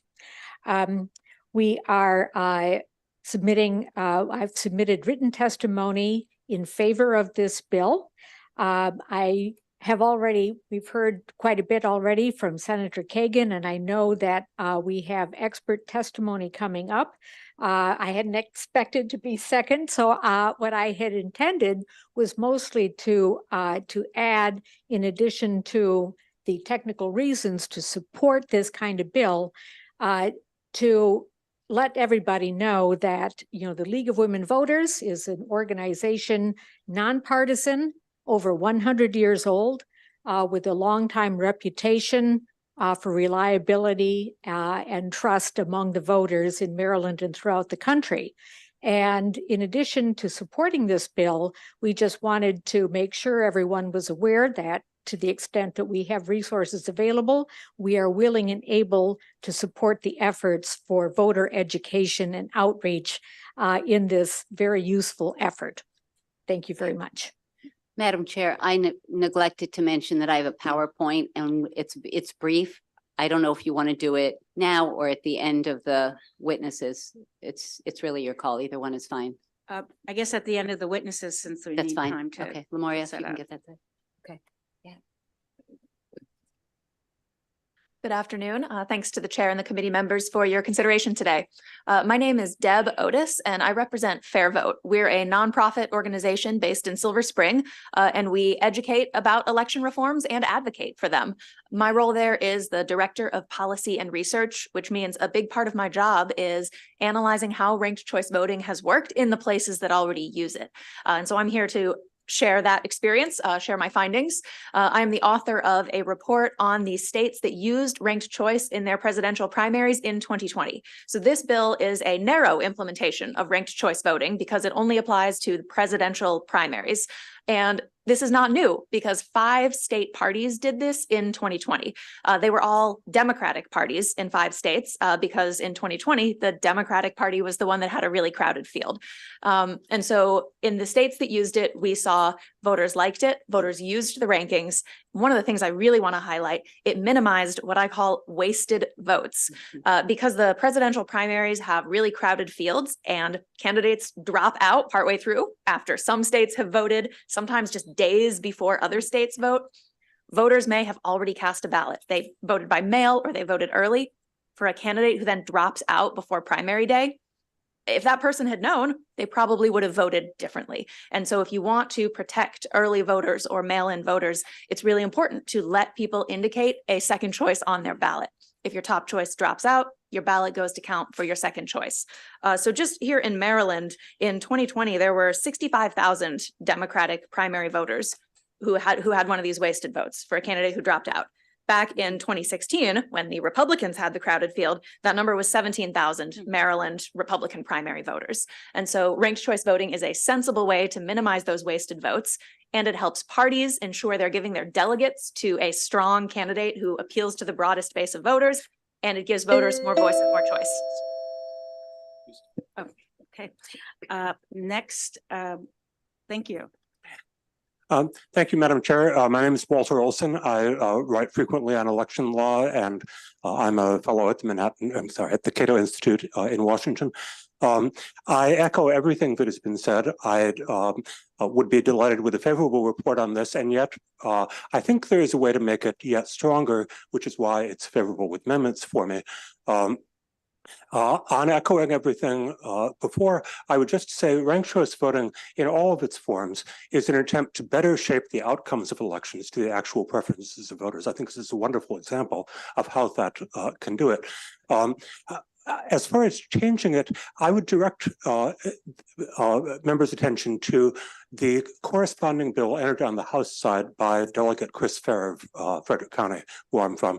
And its approach is slightly different, which is that it authorizes presidential primary ranked choice voting as a pilot project also, but it does not require the 2 parties to use it. It leaves it more as an optional thing. And I think practically that is likely to work better. And I will start by saying I think, in fact, both parties should use it. I spent more time than I can count trying to convince conservatives that they have nothing to fear from ranked choice voting. Where it has been used, in fact, some of the great triumphs have been for the Conservative Party, as with Governor Youngkin in Virginia, as with the conservative, progressive conservatives in Canada choosing Pierre Poilievre. Nonetheless, by making it optional to the party, you avoid a couple of problems. First is litigation, which I fear might be forthcoming if a party felt it was forced into it. Secondly is simple lack of cooperation. And you see in the Virgin Islands, the one Republican group that used ranked choice voting, it got punished by the RNC, which is very unfair, terrible, but it might happen. And finally, ranked choice voting advances, and is, I hope, will advance in Montgomery and Howard County by choice, by emulation, by the fact that once people have done it, they don't want to go back. So please let it advance sequentially that way. Thank you. Mr. Kirby? Hello, good afternoon. And my name is Ryan Kirby. I'm the Director of Public Policy for the Ranked Choice Voting Resource Center. The Ranked Choice Voting Resource Center is a nonpartisan nonprofit dedicated to providing resources and researching ranked choice voting. We work directly with policymakers and election officials to support the implementation of ranked choice voting elections. It's already been talked about where RCV has been used in the presidential primaries, so I will dig a little bit into one of the biggest questions that policymakers have, which is what can our voting equipment already do? Maryland is currently using election system and software, also known as ES&S, DS200, DS850, and Express Vote equipment. This is the same equipment that's already being used in places like New York City and Maine, and those are already RCV jurisdictions. So ES&S is compatible with ranked choice voting. The equipment you already have can scan and count the RCV ballots. The one thing it can't do is tabulate the RCV election results. One of the things that's unique to ranked choice voting is that the next step after you get all the ballots is that you then have to tabulate and do the round by round count. Fortunately, the Ranked Choice Voting Resource Center has RCTab, which is a free software that can conduct the round by round count. And this has already been used in New York City, Arlington, Virginia, and it is going to be used in Maine's presidential primary election, which is being held tomorrow. And that software is federally tested, and I'm more than happy to work with the State Board of Elections on whatever requirements they might need to implement it. But we just wanted to let you know that that software is free and available to the state. There are other tools such as RCViz, which provide RCV results displays that are helpful and user-friendly to voters. But the Ranked Choice Voting Resource Center is available to support the state of Maryland and its implementation of ranked choice voting, and happy to answer any of your questions. Thank you. Thank you very much. The sponsor, you have two virtual witnesses. Is that correct? I see Mr. Melvin is here. Yes. Okay, Mr. Melvin, Robert Melvin. Please proceed. You have 2 minutes. Thank you, Madam Chair. Madam Chair, members of the committee, first I'd like to thank the Center for sponsoring this measure. My name is Robert Melvin. I'm the Senior Manager of State Government Affairs for the R Street Institute. We're a nonprofit, nonpartisan public policy research organization that engages in research and outreach to promote free markets and limit effective government in many areas, including election reform. This is why we have an interest in Senate Bill 493. The R Street Institute has been a staunch supporter of voting reforms to enhance the experience of eligible voters while nurturing confidence in our electoral processes. Senate Bill 493, which would use ranked choice voting for the 2028 presidential primary, is one such improvement. In this system, voters are encouraged to list candidates based on personal preferences, as you heard Senator Kagan allude to. And it allows the voters to demonstrate support for more than just one candidate. And they can be assured that even if their top choice isn't the victor, they still had input on selecting the winner. The strongest feature of ranked choice voting is that it encourages candidates to interact with more voters to increase their odds of being ranked above their competitors. On the other hand, plurality elections abet negative campaign tactics that focus on appealing to narrow partisan bases. So it presses candidates to appeal to a broader electorate.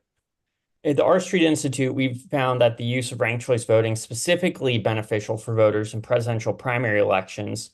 And during the progression of these primaries, candidates continue to appear on state primary ballots even after dropping out of the race. Considering that Maryland tends to hold its presidential primary elections in the spring after many candidates have been eliminated, this ranked choice voting would be particularly desirable. Unfortunately, misinformation has led some to believe that this new voting system could cause confusion for voters, However, our research has shown that voters are not confused by RCV and instead take advantage of the opportunity to rank candidates. In fact, voters retain the ability to simply select only one contender if they don't desire to even rank candidates. For these reasons, we strongly urge a favorable report on Senate Bill 493. Thank you. Thank you. Thank you, Mary. Thank And you. you had a PowerPoint. Madam Chair, can we you do the wanted to PowerPoint show? briefly now? Okay, so thank you, Justin. Go ahead. So briefly, this is sort of the equivalent of grandma's pie. People are allowed to vote for a certain number of candidates. They rank them. What's their first, second, and third choice? Go ahead. And then there's the process of how the votes are reallocated that Ryan referenced.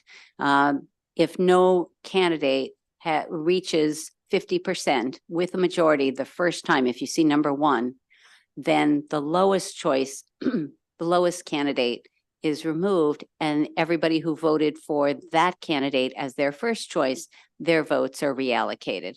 So you see that in number two, it's reallocated, and then number three, we now have a winner.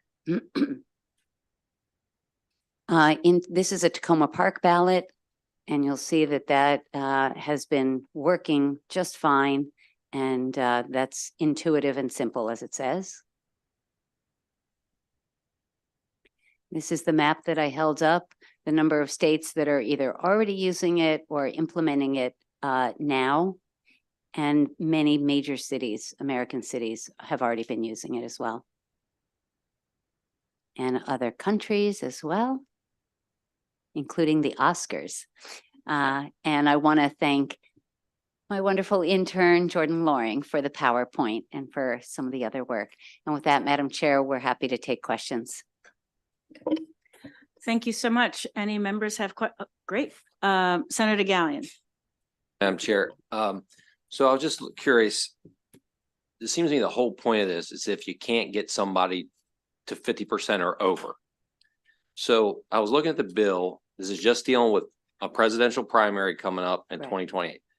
So I look back since 2008 at our major party presidential primaries. The only time that a candidate that has won with under 50% was in 2012, Mitt Romney, and he had 49.3. So why are you doing this for the presidential primary when over the last 4 election cycles, and let's be honest, probably we're getting close to 5 now, are going to be determined with someone well over 50%? Walter, do you want to do this one, or you want me to go first?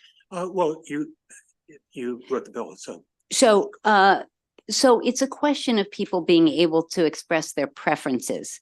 And I don't have the Romney election I do. cycles here. I have Bush, Carson, Christie, Cruz, Fiorina, Gilmore, Graham, Huckabee, Kasich, blah, blah, Rubio, Paul. The question is whether voters should be able to express their priorities and not be, by the time Maryland has its ballot. And I think one of the witnesses talked about how some of the candidates that are listed on our ballots have already dropped out of the race. And if you early vote, if you mail in vote, you may be voting for people who are no longer candidates, literally have already terminated their campaigns. So those are wasted ballots. If you're able to express your preferences, as you can with RCV, your vote, your ballot isn't dead. It goes through the process and your voice is still heard. Yeah, one thing I might add is that parties have the option of choosing how they allocate their delegates. And so the Democratic Party traditionally has allocated them proportionally. So what that means for the 2020 elections, what they did was a form of bottoms up RCV. So with a 15% threshold of election to get delegates, which was true in any state. So in those states, if you were a candidate that didn't have 15%, say you were at 10% or something like that, there was an opportunity if there were candidates below you and that you could accumulate their voters ballots if you were their second or third choice candidate. So that's another reason that even if you don't get a majority, it still plays a role in the parties depending on how they allocate their delegates. I guess I was just curious to why you decided on this test for a presidential primary as opposed to, say, the 2026 gubernatorial primary? Or why was it the presidential primary pick? Thank you. 2026, first off, is 2 years sooner. So we Or want to give 2030. 2030. Well, there's a difference. So 2026, I don't want to get ahead of ourselves, but let's say that Governor Moore and Lieutenant Governor Miller are running again. There's not likely to be a spirited Democratic primary caucus, contest. In the Republican Party, there may be more than one candidate. There may be 2 or 3 or 5, but there aren't going to be so many that it would really allow people to engage. The presidential primary, first off, is federal and separate from. It's visible. There's going to be a lot of press. People are going to be focused on it.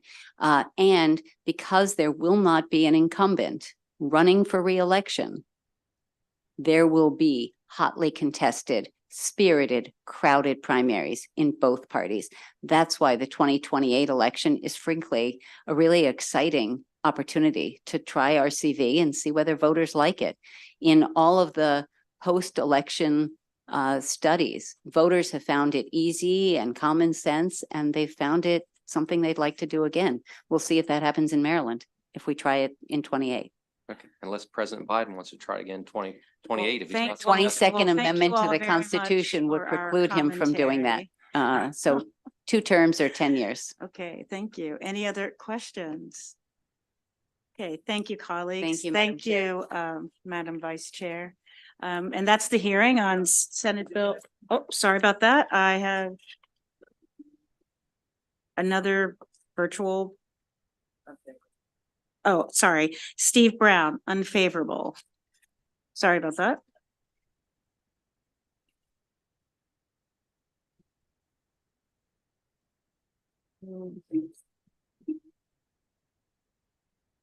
There's, oh. Yes, I see. It's both. There we go. Mr. Brown, welcome. You have 2 minutes once you are fully connected. Mr. Brown, are you able to hear us? Yes, I am. Great. Can you hear me? Yes, I can. You have 2 minutes to comment on Senate Bill 493. Okay, you tell me when the time starts. Just give me a chance to get my computer up here so I can see my document here. There we go. Okay. You ready? We'll start now. Okay. Okay, ranked choice voting, RCV, is a bad idea whose time should never come. Maryland does not need to be playing around with this crap. Depending on the implementation of this bill, the Maryland 2028 primary election could become a uniparty presidential election primary, destroying the ability of voters to select the candidates of their choice in the November 2028 presidential election. Maryland could be in a situation like Alaska, which utilized RCV in the 2022 midterms, and the outcomes were contrary to what one would expect from a traditionally Republican state. For example, during the special congressional representative election, Republican candidates received about 111,000 votes, or 58% of those cast, to 75,000 for the Democrat candidate in the RCV first round, yet the Democrat managed to win the election in multiple rounds. I bet Republican voters in Alaska weren't happy with that outcome. I know they weren't happy because there's a high probability that Alaska will have an up-down referendum on RCV this November, given the number of referendum signatures have already been collected. A similar situation could happen in Maryland, in which only Republican candidates are selected during a uniparty presidential primary. How would the majority of Maryland Democrat voters feel about that? Mad as hell, mad at their Democrat legislators that enacted such a process. Watch out for what you ask for. Let's look at something closer to home than Alaska. Arlington County, Virginia, in 2023, the June Democrat City Council primary for Arlington County was conducted using RVC. It was a disaster. Exit polls showed that the majority of those answering the questions did not like RCV and requested that RCV not be used in the future. There was also legal action against the Board of Supervisors for miscounting the results. The Arlington Board of Supervisors voted not to use RCV in the November 2023 general election. Thank you. That's my 2 minutes, I think. Over. Oh, thank you so much, Mr. Brown. Any questions for the virtual witness? Okay, thank you so much, Mr. Brown. Any other questions on Senate Bill 493? Okay, thank you. The hearing is ended for Senate Bill 493, and I will turn it back over to our chair. Okay, we're done for the day. No voting today. Everybody's free to do whatever you want to do. Bye. Adjourned.